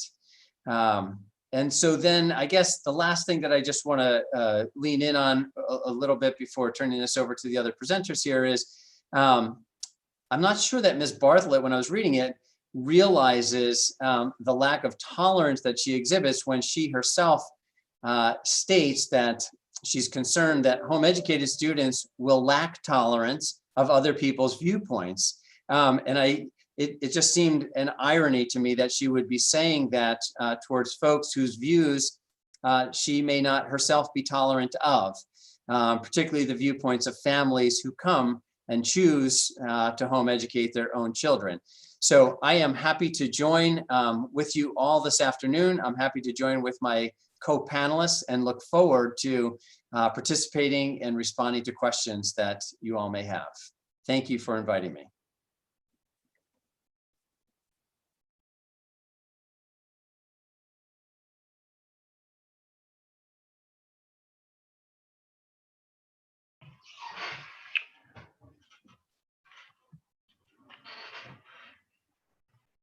Thank you, Commissioner Edelblut. Up next on our panel, we have Kerry McDonald. Mrs. McDonald is the Senior Education Fellow at the Foundation for Economic Education. She's also an Adjunct Fellow at the Cato Institute and the author of Unschooled: Raising Curious, Well-Educated Children Outside of the Conventional Classroom. And very grateful for her spending some time with us this afternoon. Anyone who's interested can go to the Fahey website. Again, that's the Foundation for Economic Education. And if you go to Kerry McDonald's page, towards the bottom of that page, you can sign up for a weekly newsletter where you can receive her articles that she pens or types, as the case may be. Welcome. Oh, thank you very much. I'm delighted to be here with you all this afternoon. Thanks for the invitation. This is such a timely topic, of course, in so many ways, not only the Harvard Magazine article, but also the fact that we are really at this transformative moment in American education, as over 50 million US students are not in school due to COVID-19, and they're engaging in various degrees of school at home, distance learning. And in some ways, even though we have such limited freedom right now as families and are all confined in our homes, it's interesting because many parents are becoming re-empowered, really reconnecting with their children and getting a better glimpse of their child's education and potentially even experiencing maximum educational freedom. Some states, for instance, have shelved compulsory attendance mandates, curriculum directives. Some districts are starting to end their school year early, sort of ending their foray into distance learning for now, with hopes that things improve technologically for fall. Or they're explaining that any schoolwork being offered this spring is optional and for enrichment purposes only, particularly if they can't guarantee full equitable access to all students because of, again, connectivity issues or technology issues.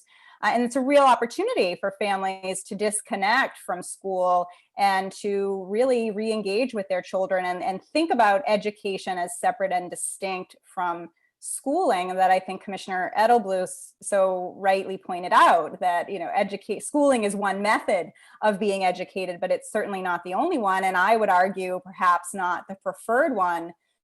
The realities of the innovation era, when human creativity is really the thing we have to be focused on. That is our key advantage as we increasingly coexist in a world of artificial intelligence.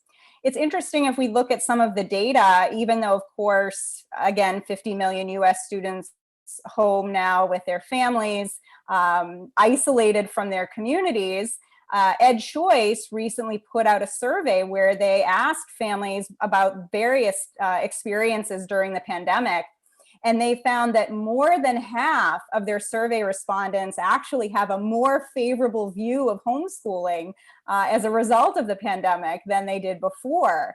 And so I would say, gee, if you're satisfied with homeschooling now, confined in our homes and isolated from our communities, just wait till you see the real thing when you can truly be immersed in the people, places, and things around you.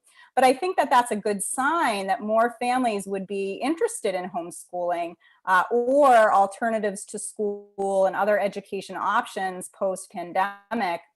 Another more informal survey conducted by Corey DeAngelis, who's the director of school choice at the Reason Foundation, recently found that 15% of his survey respondents, he had over 1,000 respondents, indicated that they would be choosing homeschooling come fall. And again, even if it's not the full 15%, it shows that there will be an uptick, I think, in homeschooling, even if it's just temporary.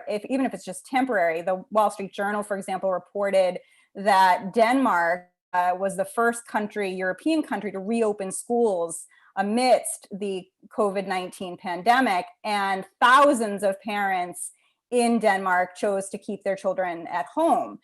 So even if it's just temporary homeschooling, I think it's an opportunity for parents to again be put back in the driver's seat of their children's education. We see similar historical evidence that parents are unlikely to send, or all parents are unlikely to send their children back to school, coming out of the 1916 polio epidemic in New York City, where about a quarter of the students stayed home in New York City when schools were reopened, which actually led to a temporary loosening of compulsory attendance laws. And so I think we'll see a lot of this happening this fall or whenever schools open here. But it is an opportunity and a real springboard, I think, for families to consider homeschooling, particularly as remote working gains popularity. The Brookings Institution, for example, put out a recent report predicting a permanent shift toward teleworking for many employees, even again after the pandemic ends. And I think that more families will see that they'll want to give that same freedom and flexibility that they have in their work to their children for education. And it may also open up doors of opportunity for more flexible education options, that if parents are working from home, they may not feel the urgency to send their children away to a standard school all week. And then as parents really begin to explore these different education options, again, back in charge of their children's education, I think that they will be intrigued by discovering what 21st century homeschooling really looks like. And it's nothing like that caricature presented in the one-sided Harvard Magazine article recently, and of course in the much more in-depth Arizona Law Review article by Professor Elizabeth Bartholet. Today's nearly 2 million homeschoolers are increasingly reflective of the overall US population demographically, geographically, socioeconomically. Ideologically, we see a lot of growth in minority homeschooling population. The percentage of Black homeschoolers doubled between 2007 and to 2012 to about 8% of the overall homeschool population. And the population of Hispanic homeschoolers is about 25% of the overall US homeschool population, which mirrors the Hispanic population and the overall K-12 school age population. Urban secular homeschoolers like mine, urban secular homeschooling families like mine, I live just down the road from Harvard's main campus here in Cambridge, Massachusetts, are one of the fastest growing segments of the overall homeschooling population in the US. Many of these urban homeschoolers are disillusioned by one-size-fits-all schooling models, standardized testing, and really are looking for other options, much more individualized learning and personalized learning than they could find in a conventional classroom. And so I think, again, we're seeing a lot more growth in terms of the overall diversity of the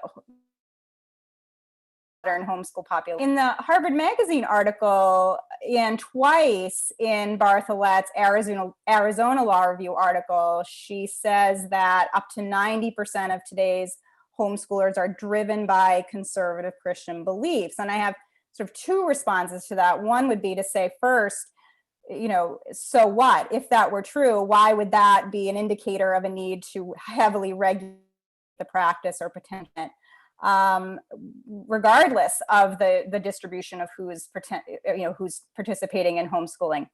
But beyond that, better data suggests that about 2/3 of the US homeschooling population identifies as Christian, which is reflective of the overall US population as a whole. According to the Pew Research Center, about 2/3 of the US population identifies as Christian. So again, homeschooling would be reflective of the overall American population.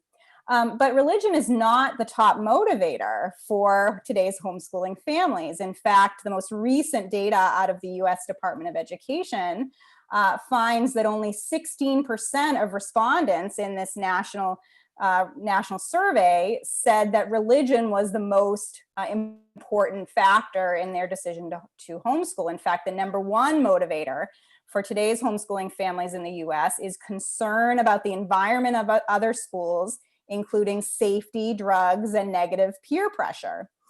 So, we may have religious homeschoolers, and we have certainly, again, a diverse group of homeschoolers today, but religion is not what is driving most homeschoolers. It may be driving some, but not the majority. Again, it's that concern about what's happening in other schools and really wanting different educational options. We can talk a little bit about outcomes of today's homeschooling families or today's homeschoolers. Most peer-reviewed studies, for example, find that homeschoolers excel academically, in some cases better than their school peers, and have positive life outcomes. A study by Peter Gray, Boston College psychology professor, who studies unschoolers, or those who engage in more self-directed education tied to homeschooling. He also wrote the foreword to my unschooled book. He finds that similar results, that grown unschoolers grow up to succeed in whatever path they choose.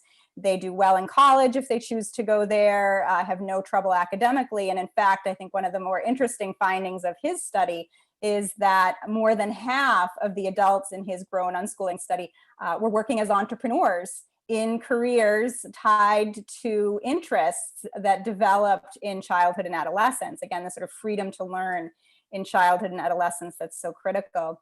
One of the, I think, more egregious claims that Bartholet makes in, again, both the Harvard Magazine article and the Arizona Law Review article are that this idea that homeschooled children are kept at home and isolated from the larger community. But that is just so untrue. If you think about not only the research that's come out recently, but even research dating back 10 or 15 years ago, most of the good peer-reviewed research on homeschooling finds that homeschoolers are quite well connected to their communities, quite well socialized. In fact, Daniel Hamlin out of the University of Oklahoma published an article in the past year that found that homeschoolers have high levels of what he calls cultural capital, really immersed in their communities, going to the library, going to museums, going to cultural events, sporting events, music events, and so on, in some cases at higher rates than their schooled peers, because of course they have that much more flexibility in their daily schedules. I'll just give a little bit of a background before I wrap up on how I became interested in homeschooling. This was back in the late 1990s. When I was an undergraduate in college. I was an economics major, but became really interested in education, in particular, looking at the choices that in education and the choices that they couldn't make because of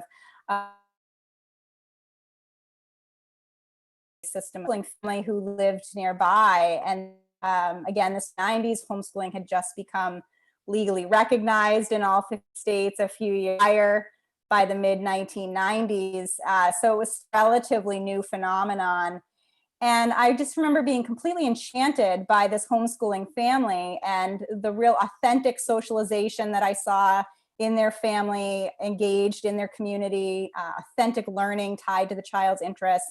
And it was really in stark contrast to that same semester when I was doing a student teaching practicum in a local public elementary school, and saw how much more confined and controlled the school children were compared to the homeschool child. And that image really stuck with me. It's what ultimately prompted me to go to graduate school in education policy at Harvard, where I became more interested in educational choice and freedom, as well as alternative education. But it wasn't until about a decade later, when I was a mom looking at education options for my own children, that I discovered, the real joy of homeschooling, and realized that, if I sent my children to school, their learning would contract. They would go to the same building every day with the same age segregated group of peers, the same static handful of teachers doing the same standardized curriculum. And instead, I really wanted my children to be fully and authentically immersed in our community,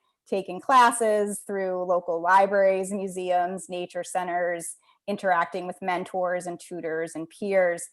So to me, sending them to school would be more isolating than being immersed in their community. And I think that's where I was particularly surprised by Bartholet's portrayal of homeschoolers as being isolated when the opposite is really true.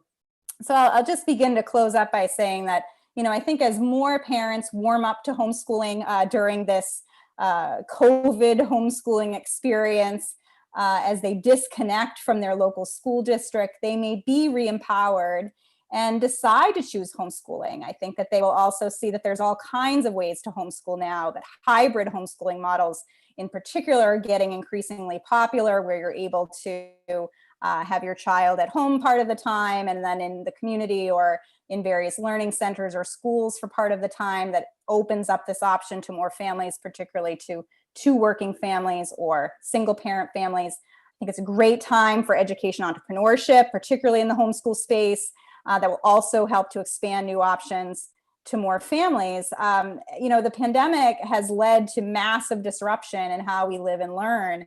And I think this will be a defining moment, not only for homeschooling as more parents choose this option, but for educational freedom more broadly. Thank you.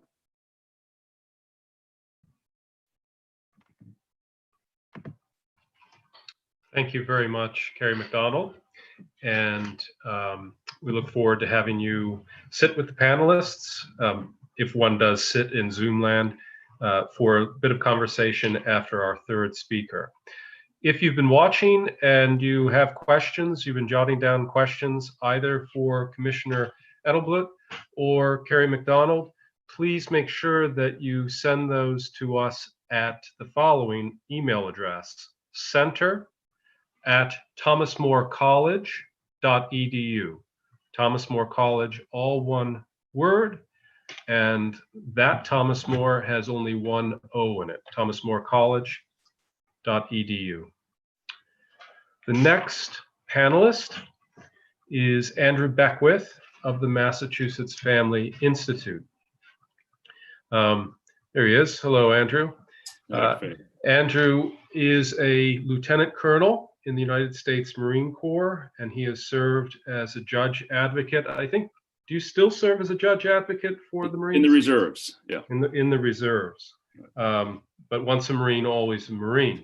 Semper Fi. So Andrew was educated at Gordon College and attended law school at the University of Minnesota. He was a litigator, I think, for Homeland Security in Boston, if I remember.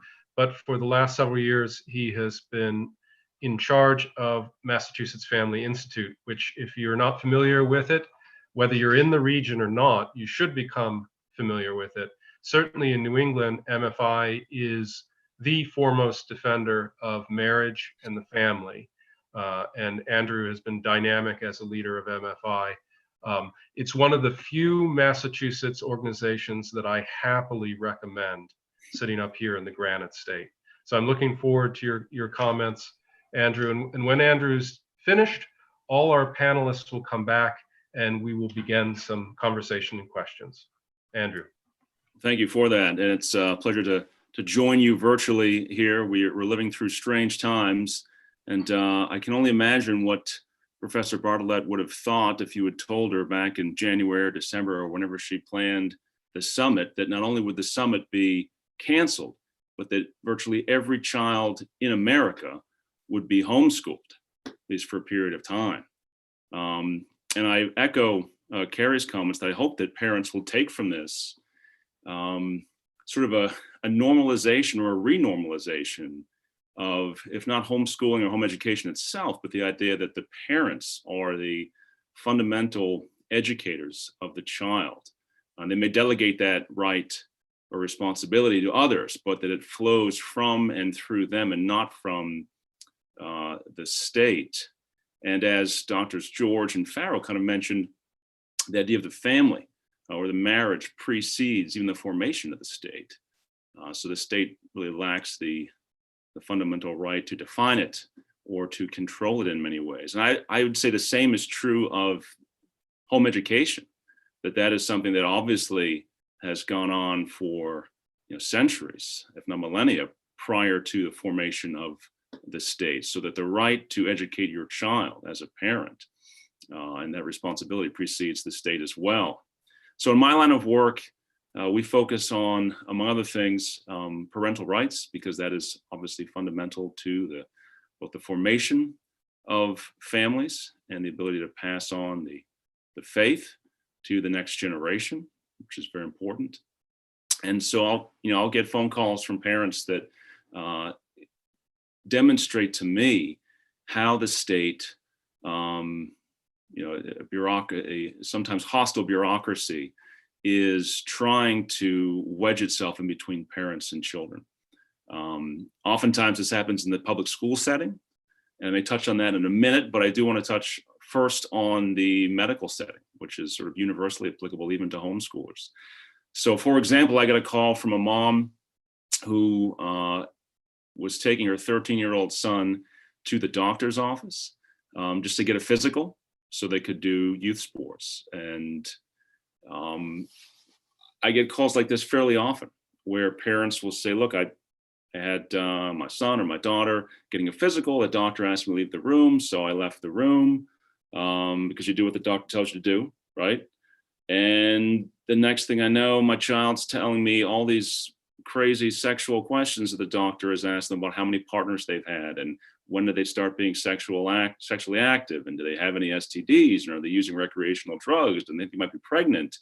How do they sexually identify as straight or queer or gender fluid or dragonkin, all this bizarre stuff. And the parents are just kind of bewildered because they thought they were there for just sort of a basic physical. And in this particular case, the mom was trying to get access to the son, I guess 13-year-old son's web health portal in order to get the documentation of the physical to give to the coach so they could do their youth sports. And she couldn't log in, so she calls the doctor's office and they said, well, yeah, your son's 13, so you don't have access to his health portal now. You'd have to bring your son to the medical office so that he could request his username and password. And then if he wants to share that with you, it's up to him. And mom was pretty upset with that. So she called the doctor who she was friendly with, the pediatrician, who wasn't even aware of this, and said, "Oh, well, I was wondering why you hadn't responded to some information I'd sent you through your son's web portal. I didn't know you didn't have access to." So I started looking into this, and it turns out that the reason why doctors are asking these questions is because under Massachusetts law, and this is, I think, consistent with many states across the country, children can be deemed mature minors if they have engaged in sexual activity or used illegal drugs, or if they might be engaging in sexual activity or might be pregnant or might have an STD. If they mention that, any of those things, to a doctor while they're alone, one-on-one, then that conversation and any diagnosis and any treatment that flows from that conversation is all confidential. And it can only be released to the parents if the child allows it. And I think most parents weren't aware of that. And then furthermore, because going back to this one mom with a 13-year-old son who couldn't get into the web health portal, he's not sexually active, doesn't have any of this stuff going on. He's 13, had just turned 13. So I talked to the doctor's office and they put me in touch with the medical records office.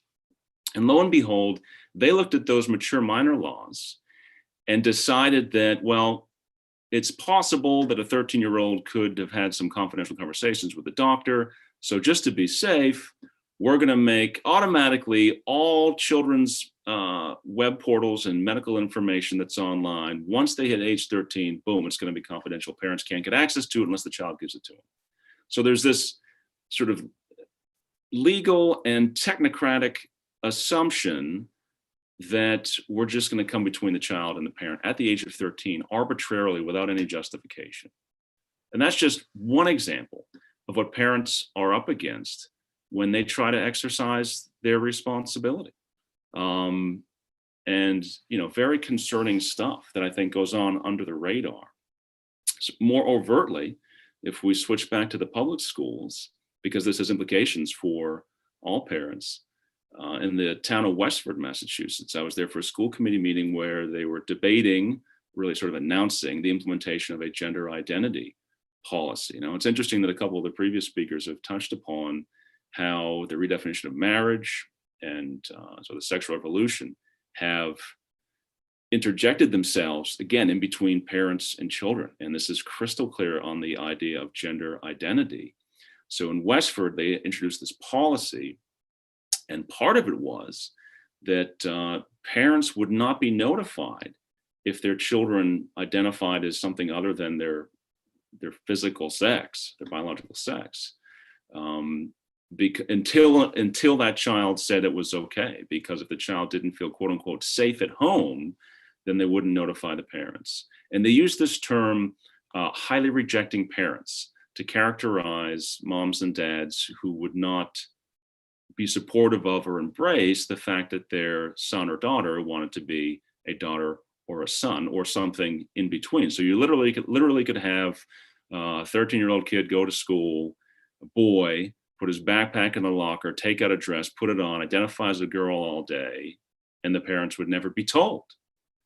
Now, the language of highly rejecting parent is also concerning from the legal perspective when you combine it with things like this. I just want to read real briefly here an excerpt from an email sent to parents who are they're applying to be foster parents. And we all know that there are so many children who need loving foster families and adoptive families. Well, here in Massachusetts, the Department of Children and Families sent this denial letter to a good family because of this. They say, although many foster parents may not end up accepting a referral for a youth who identifies as GLBTQ, this status may change over time.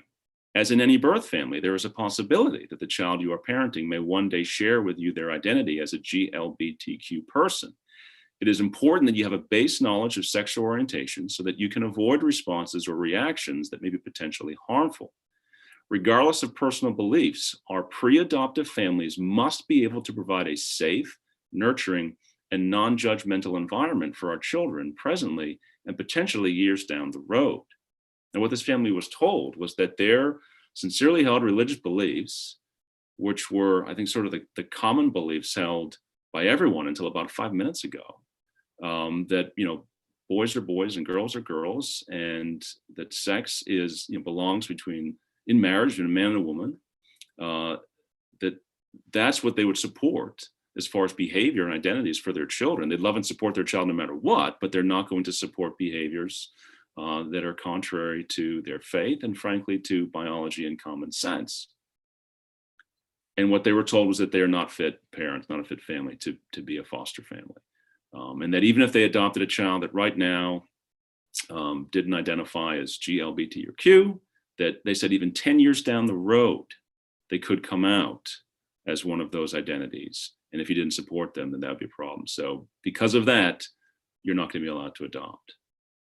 So it's not just in the public schools where you see this.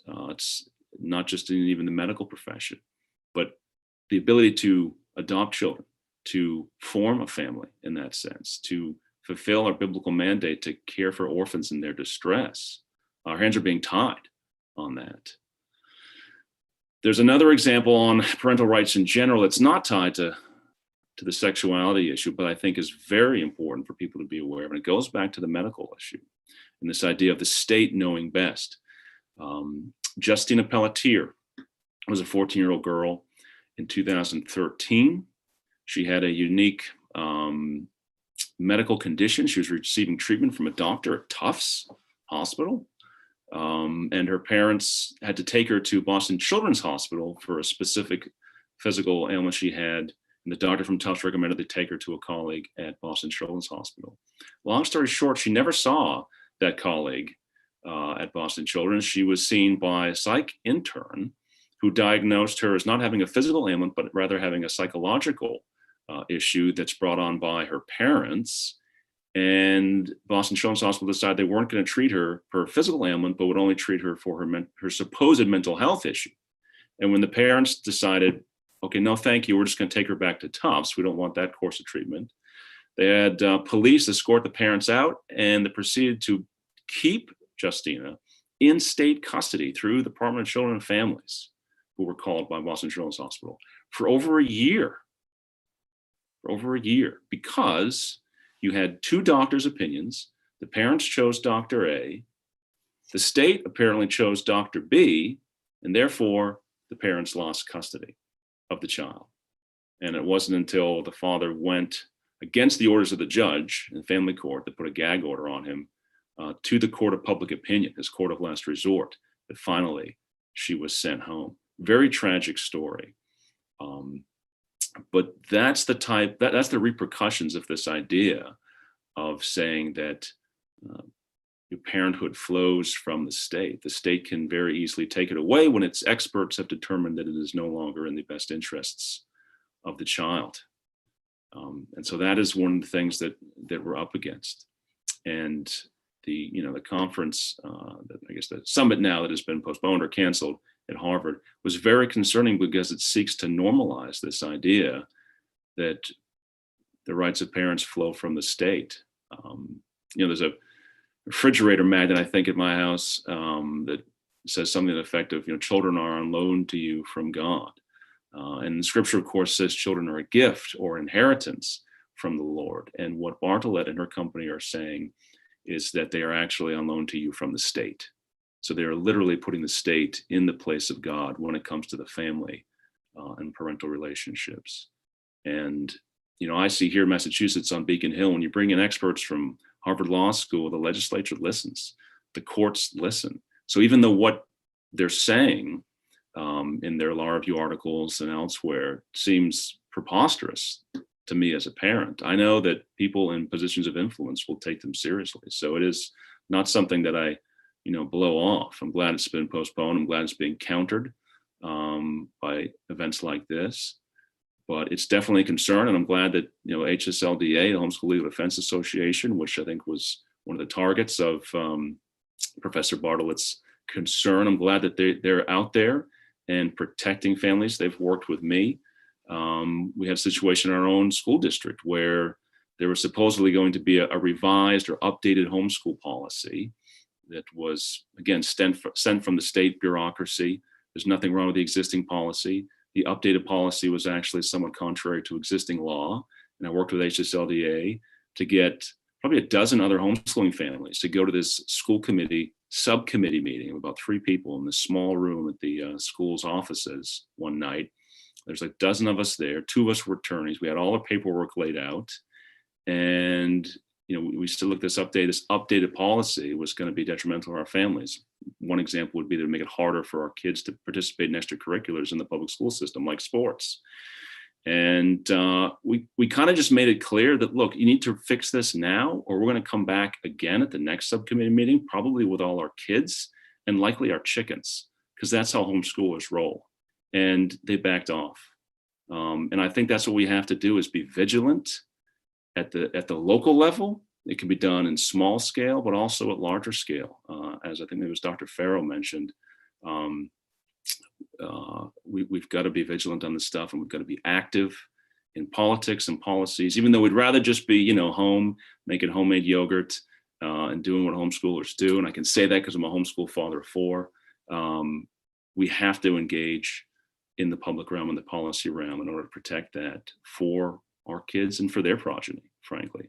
But I do hope that this massive experiment in unplanned homeschooling goes well for many families, that they embrace if it's right for them, but that they at least internalize that there's nothing weird about educating your kids at home. That should be the norm, and the burden of proof should be on others to say that right isn't the norm, and that something else should be done instead.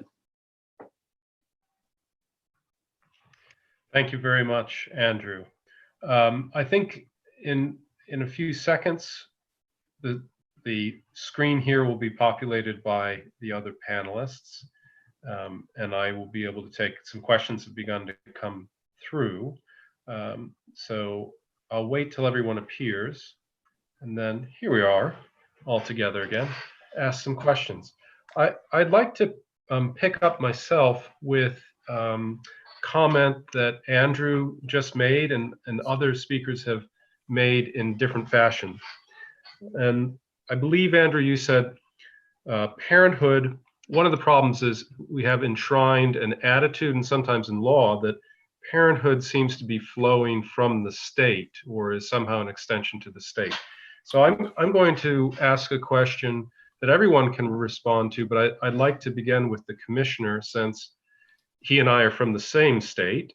And I, by and large, agree with his assessment of the process and how straightforward it is. And quite frankly, we lived in another state a little over a decade ago, and it wasn't, the laws weren't as friendly to homeschooling as New Hampshire's. New Hampshire has a good process.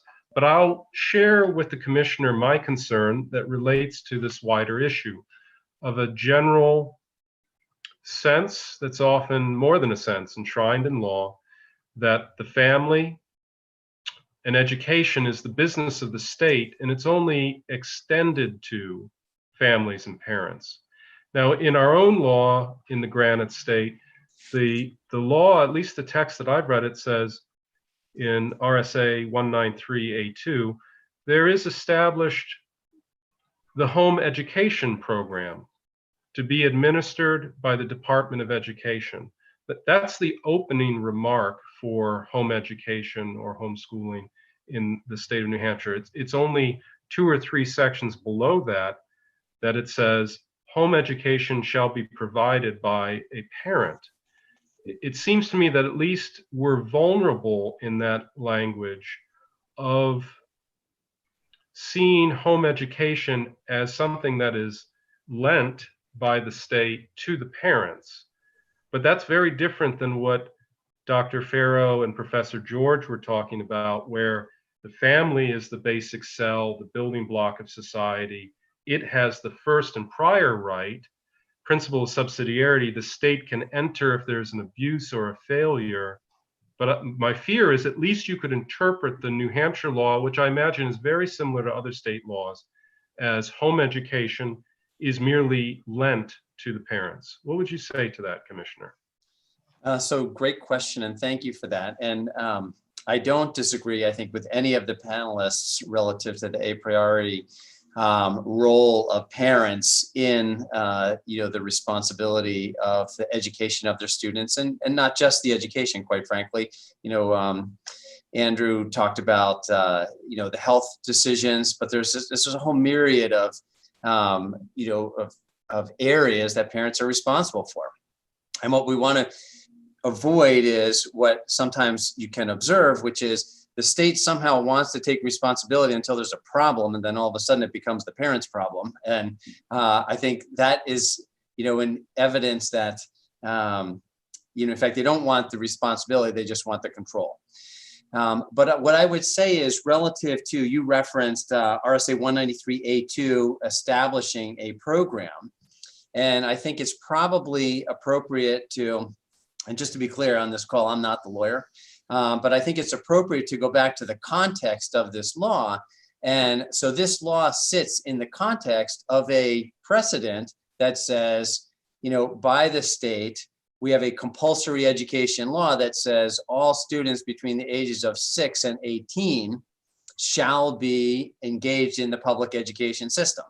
And so this law, which came after that compulsory education law, is really an attempt, I think, to create a carve out, not a redo of that. So by its very nature, I'm going to guess that the evolution and how this law came about was as a carve out, not as a principled statement that says, that students have this compulsory education, requirement that exists. And so it's really just saying, okay, there's a section that we're going to carve out of compulsory education and allow this to be a legitimized and established means of education. But so your slippery slope theory and your concern there, I think, is legitimate, but this wouldn't be the place to so much attack that as much as go back to the premise, which is this law exists in the context of a premise that the state has this compulsory education law. And that's, I think, the foundation that you would need to begin to erode and say, because if that premise holds, and then anything beyond that is just going to be a carve out, right? But if you go back to that initial premise and say, like, what is the underlying responsibility for education? And if we establish that as the parents have the underlying education, and from that underlying education flow options, which could be a public education system, a private education system, or a home education system, then I think you wouldn't have language that you've just described there. Very good, thank you. I've had several versions of this question, which seems that it might be best to direct towards Kerry McDonald, at least for an initial response. Several people were struck at your positive read, backed with some data and other kinds of evidence, your positive read of the current situation where so many Americans are in a way homeschooling, although I think a number of homeschoolers don't really want to call receiving dozens of emails from the public school and replicating what the public school wants you to do as homeschooling. But at least in general, there's an experience of education in the home that wasn't there before, that is widespread. And you referenced the polio epidemic as giving us some guidelines and history of how society reacted. And you said there was a loosening up of laws. So a number of people have asked the question, do you think that there's good evidence that there will be this thawing and a moment of openness to homeschooling? Or do you think that it is more likely that professors of law that have stood against homeschooling will, if not panic, become very concerned and redouble their efforts at fighting homeschooling? Great question. I'd say first, I again agree that what we're all experiencing now is nothing like authentic homeschooling. I think most of us who are homeschoolers will say that we spend more of our time outside of our homes typically than inside of our homes. That this experience is really tough on everybody and is definitely more of a distance learning at home, school at home for those 50 million US families. But I think it it's encouraging that given these constraints and this difficulty that we're all going through, that we still have more than half of families in that recent Ed Choice survey saying they have a more favorable view of homeschooling as a result of the pandemic. So I think we will see some more interest. To get to the heart of your question, though, I think that just by necessity, because there is going to be so much fluidity going forward with the pandemic and going back to school, there'll be, I think, a blend of going to school and distance learning. You might have instances where some children are going back to school, but if they live with elderly grandparents, they may not be going back. I think there's going to be a lot of these exceptions. I think NPR recently had an article about what it might look like when schools are reopened. And Commissioner Edelblut can probably share more about this in New Hampshire, but NPR saying, staggered schedules. So some kids might go Monday, Wednesday, and Friday one week, and the next week they'd go Tuesday and Thursday, and keep swapping to maintain social distancing and lower building capacity.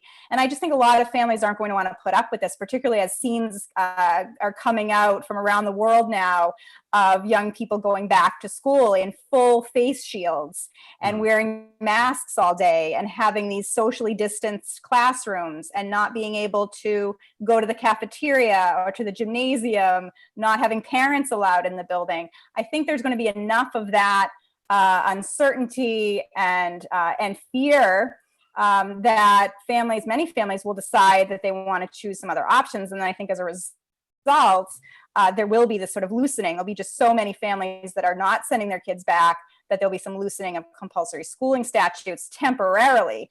Whether or not those families register as homeschoolers, I think is another question, but I think temporarily we will just see that families won't be sending their kids back.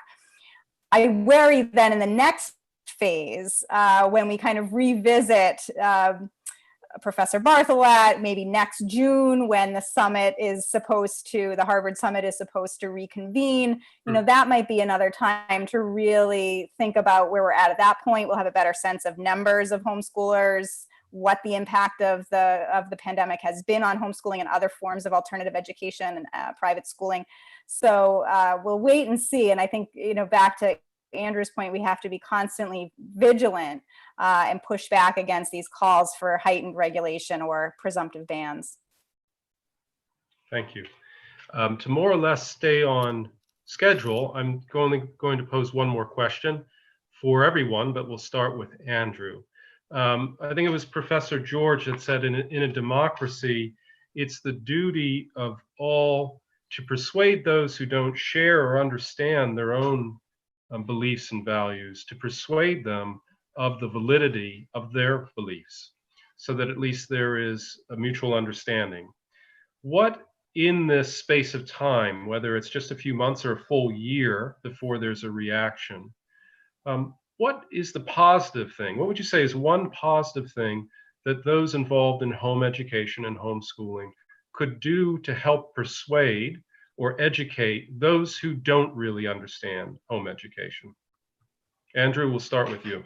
Sure. Well, just on a real practical level, one of the things that my wife did early on was package up some math textbooks that we then, wiped down with a Clorox wipe, and I drove them over with the face mask to some friends of ours who were having to do home education, and the public schools just hadn't sent out any plan yet. So they were just adrift for almost a week.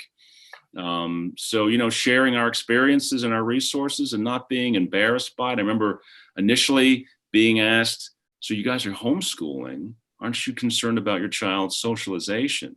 And eventually it occurred to me to respond truthfully, yes, which is why I'm homeschooling.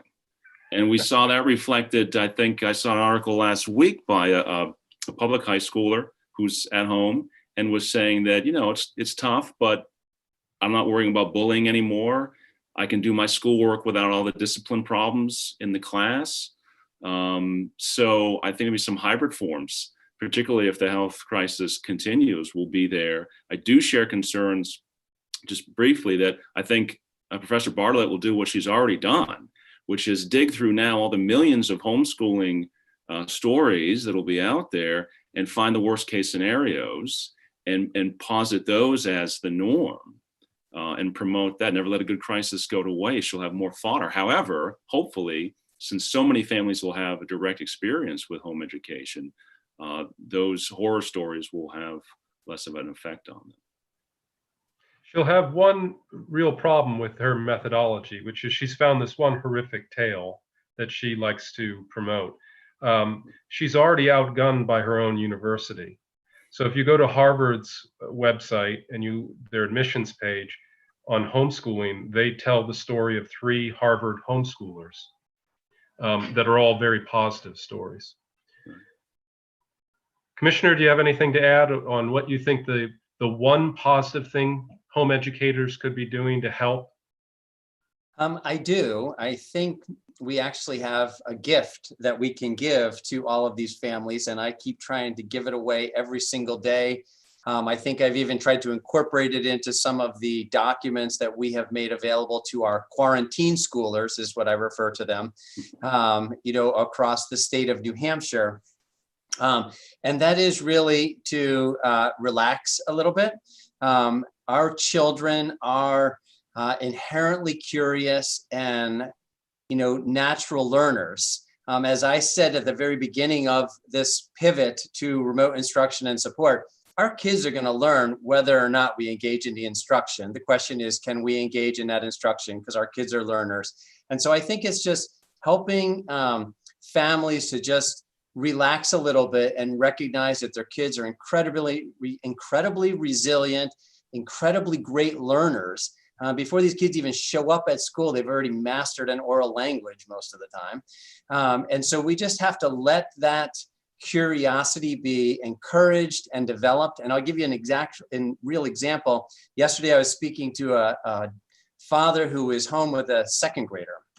And he was describing how he's doing school all day with a second grader, and it's so disruptive to everything he's trying to get done. And I said, if you're spending more than 2 hours, you're probably too far into this. Just let the kid, have some space and move and enjoy. And the gift that you have is just time with your family and time with the ones that you love. So I think that's what we can offer them, is the ability to relax about it. Kerry McDonald, one positive thing that home educators can do. I agree with my panelists, but I would also add that I think we should challenge this dominant narrative that we are hearing in the media, that this time away from school is an educational calamity for children. I mean, the Washington Post headline several weeks ago saying that homeschooling during COVID-19 will set back a generation of children. And I think that instead of focusing on what is lost or what classes or lessons may not be conducted, I think that we should focus on what is gained during this extraordinary moment when parents and children can once again be connected in ways they weren't before, maybe linger over breakfast together, enjoy finding out about each other and what are each other's interests, watching documentaries together, reading books together. And it's just such an incredible moment and a real historic moment for our children. This will definitely define their childhood and shape their future. And just to acknowledge the impact of this and that we can experiencing it together as a family, I think is really important. Thank you. And we now are a little bit past time. So I will thank all 3 of our panelists, Andrew Beckwith, Commissioner Frank Edelblut, and Kerry McDonald, for sharing your insights and spending part of the afternoon with us. Thank you very much. Thank you. Thank you. Coming up next, my colleague Phil Lawler will be back, and we will have a presentation by Jamie Gass of the Pioneer Institute. So in any moment, that will begin, I believe.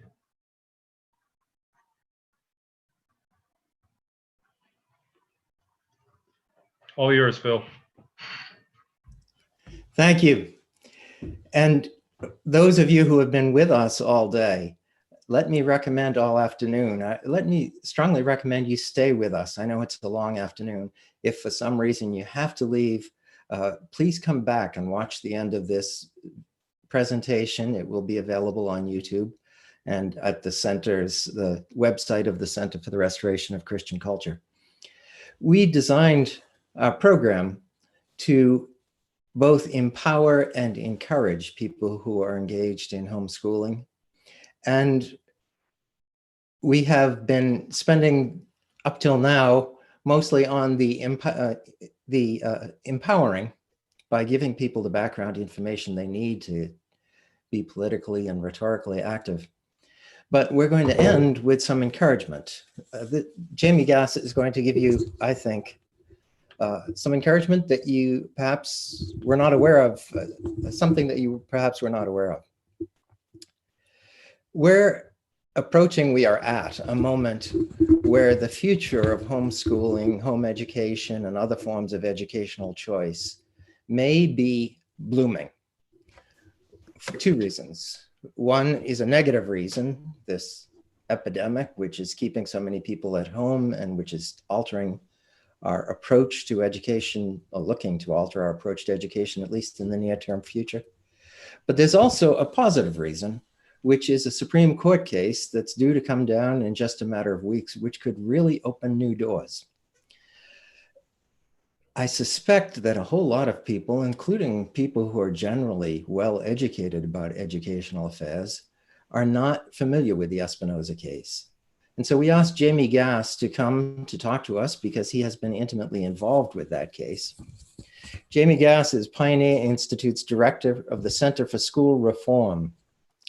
At the Pioneer Institute, he has framed, commissioned, and managed over 100 research papers and numerous policy events on K through 12 education reform topics.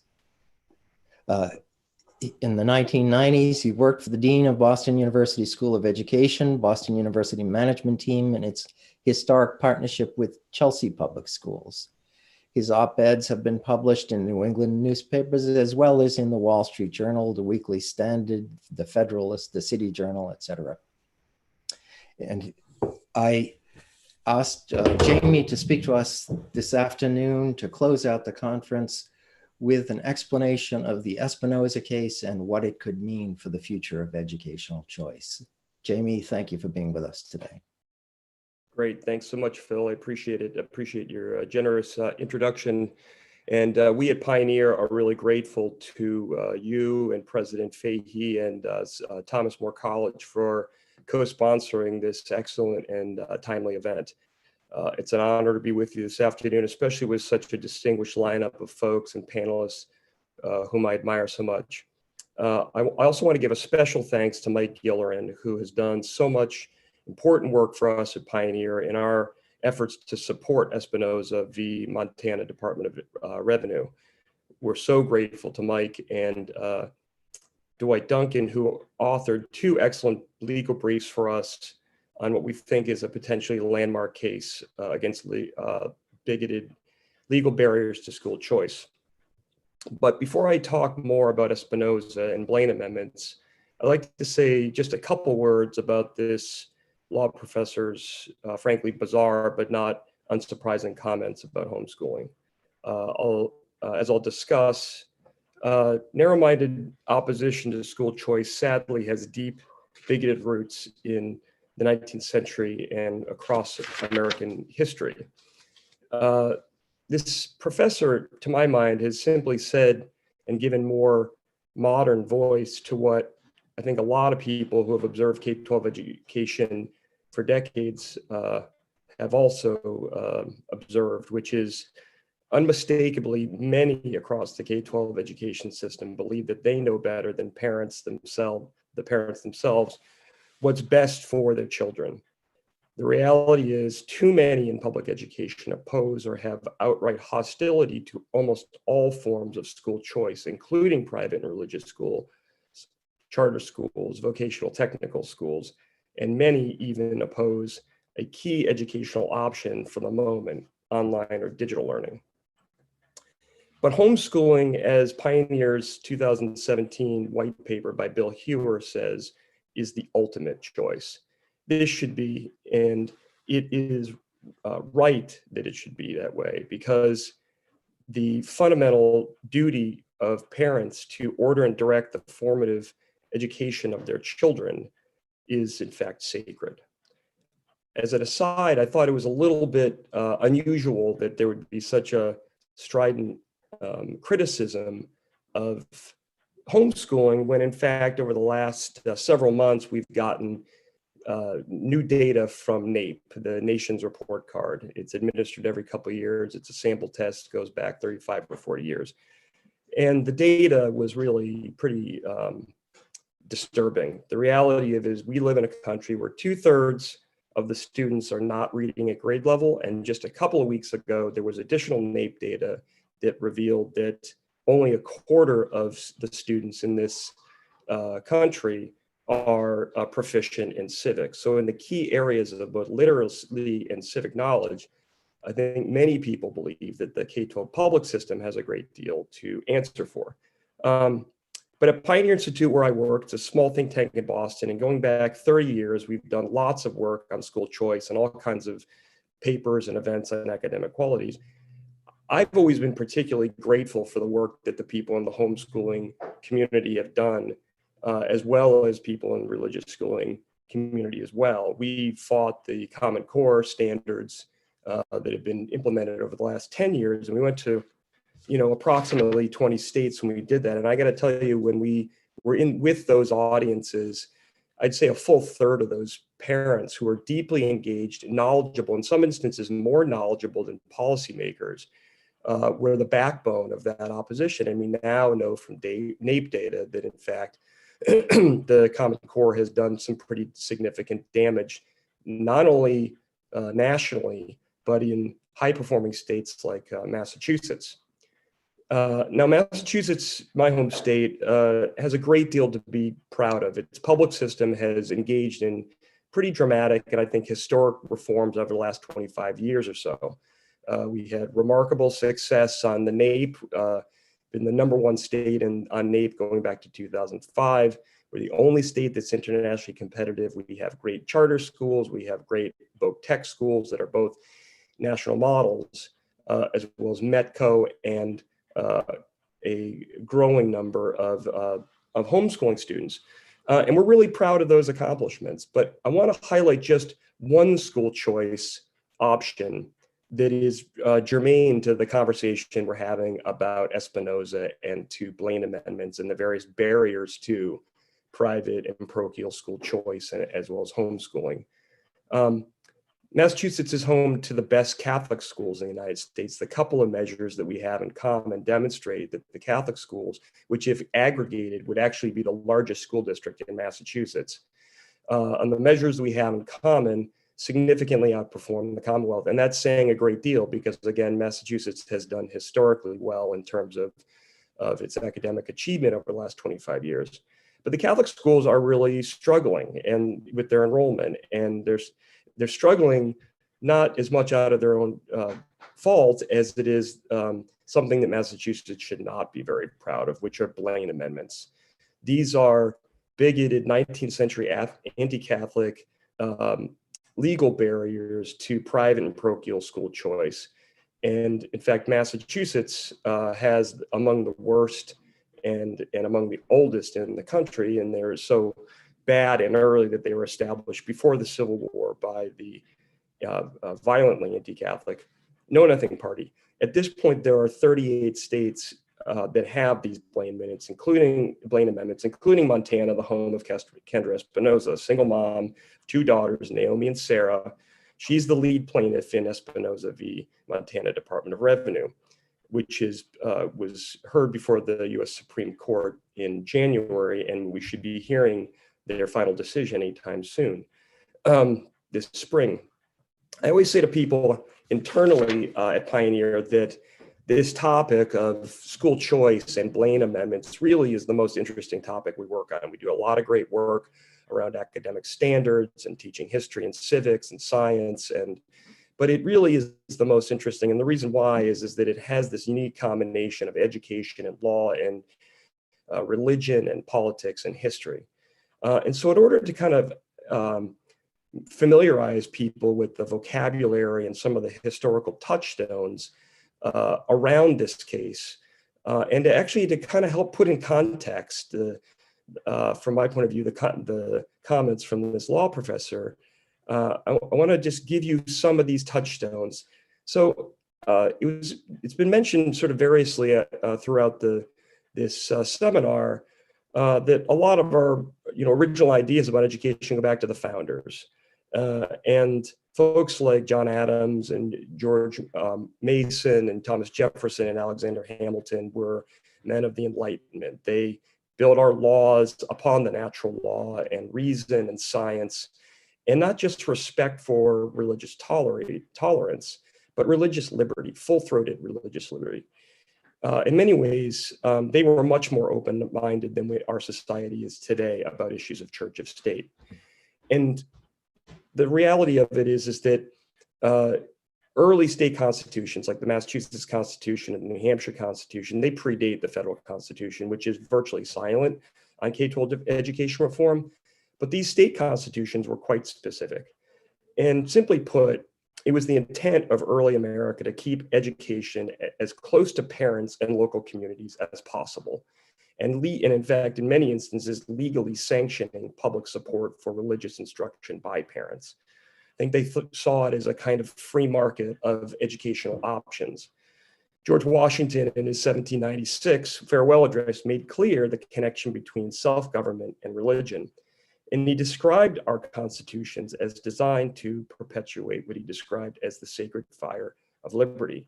Again, there probably isn't anything that's more sacred to parents than the education of their children.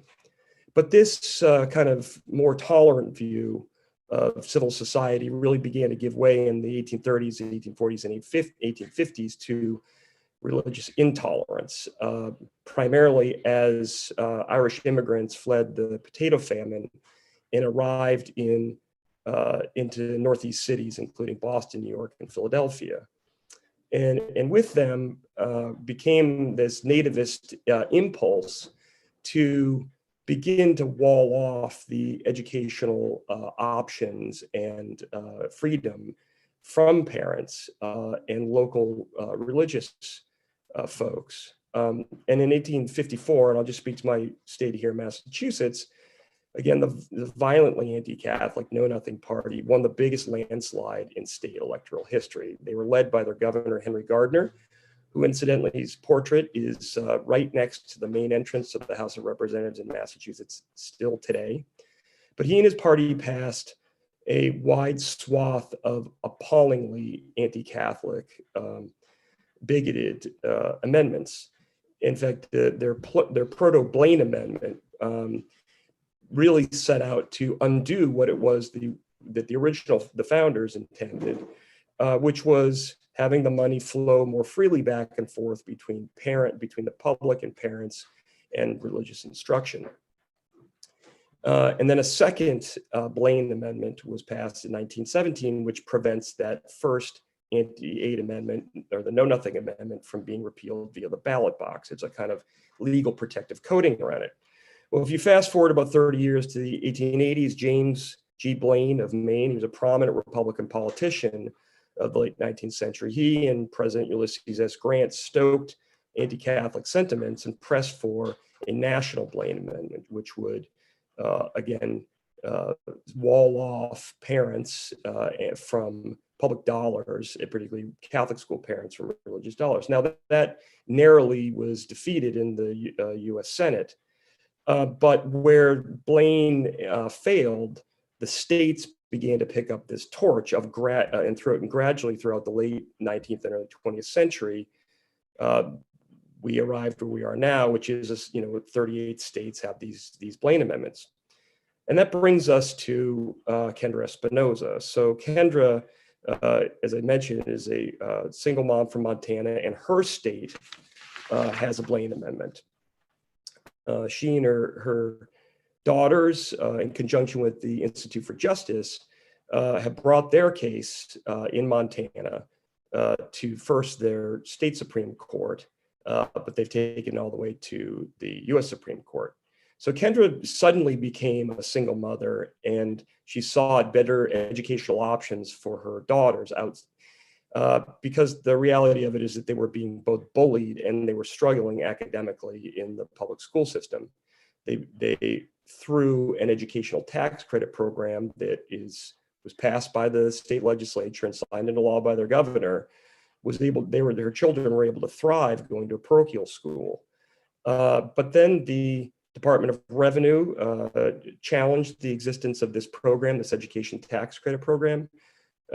And just sort of simply what an education tax credit program is that it allows individuals and corporations to make a contribution to a third party entity. They get a tax credit for that. Then the third party entity disperses that money to parents who are able to use those resources for the educational option of their choosing. And about 250,000 students or more benefit from these kinds of programs across the country. But the Montana Supreme Court struck down the Montana Education Tax Credit Program that Kendra and other parents in Montana needed very badly. And now this question is in front of the Supreme Court. And so the central question here is at stake is, whether states will continue to be allowed to use bigoted 19th century Blaine amendments to discriminate against religious families and deny them a state service or benefit, in this instance, education. Now, I will say that determining what it is that the Supreme Court is going to do or how they're going to rule is a bit like analyzing Mona Lisa's smile.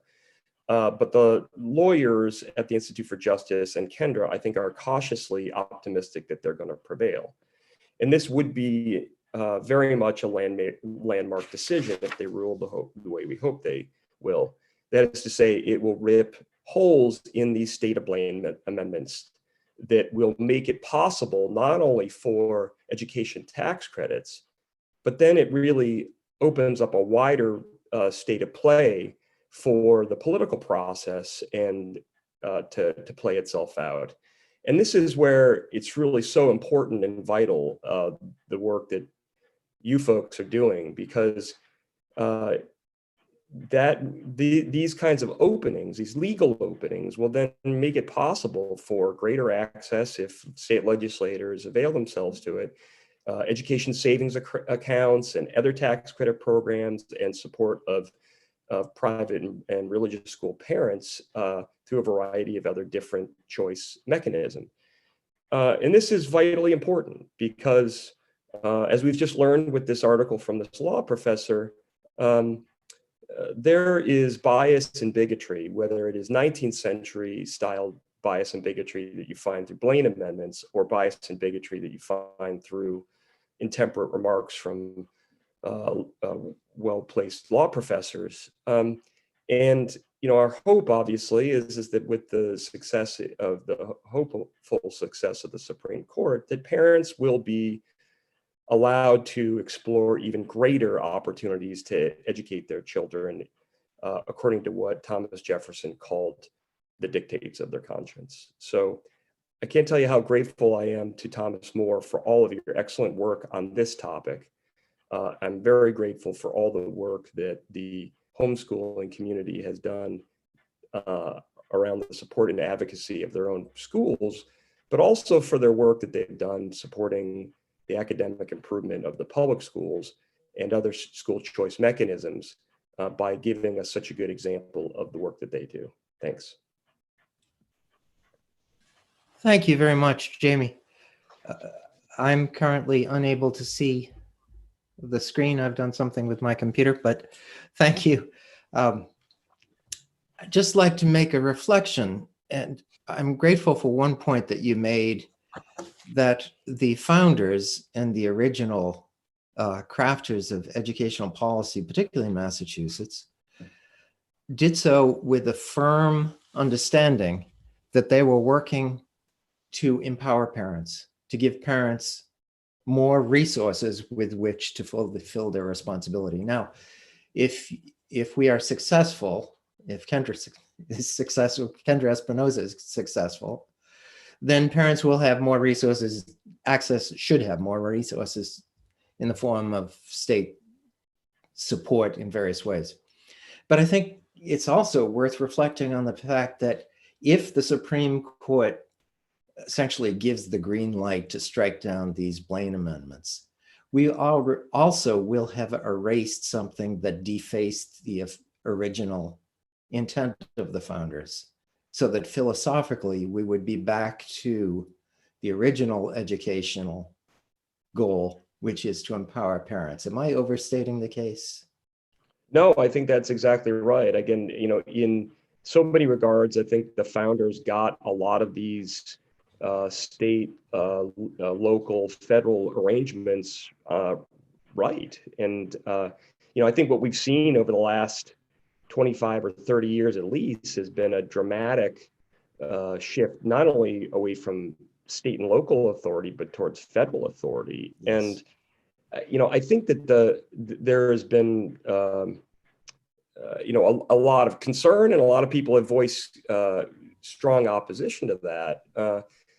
But even given the opinions of the people that are proponents of that, the proof of the pudding is in the eating, and the NAEP scores, the nation's report card, the measure of academic performance has really been either flatlined or declining for decades. This huge movement towards the federal role, or even a more consolidated state role, it hasn't yielded any results. And I think that again, the onus is really on these proponents to explain why we keep spending hundreds of billions of dollars at the federal level, and in some instances, tens of billions of dollars at the state level, when in fact we're just migrating the authority further and further away from the family and the parents, the ones that are most intimately connected with the lives and concerns and intellectual well-being of their kids. And the founders, I think, were very wise about these things. They did not, the state constitutions are clear about it. The federal constitution is silent on it.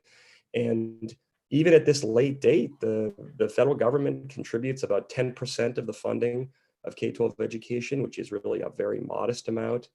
And in most states, or in many states, it's still largely locally funded. So I think that the founders got it right. And I think that, hopefully with this decision, we can begin to right the ship in terms of getting the authority back into the hands of the people that are most intimately connected with their school children. And the best guess for when the decision will come out is in June? May or June, yeah. So, I mean, again, it's, but it could be any day. I mean, we have pretty close contact with the Institute for Justice, who incidentally have done tremendous work on this topic, and both they and Kendra had been remarkably courageous, and she is really a terrific woman. We had her pioneer at a couple events this past fall. She's really a terrific person to interact with. She brought her children here, and so I think everyone is waiting with fingers crossed. Thank you, Jamie Gass, for giving us some good news to close with. I'd like to express my appreciation to all the panelists. Thank you to Amy Fahey for having the idea for this conference, to Mike Gillerin for helping to make it happen in many ways, to William Fahey for agreeing to host, and of course, to all the people who are out there watching this and making it happen, and all who will be watching it later on YouTube. It will remain on YouTube, so pass the word to your friends and neighbors.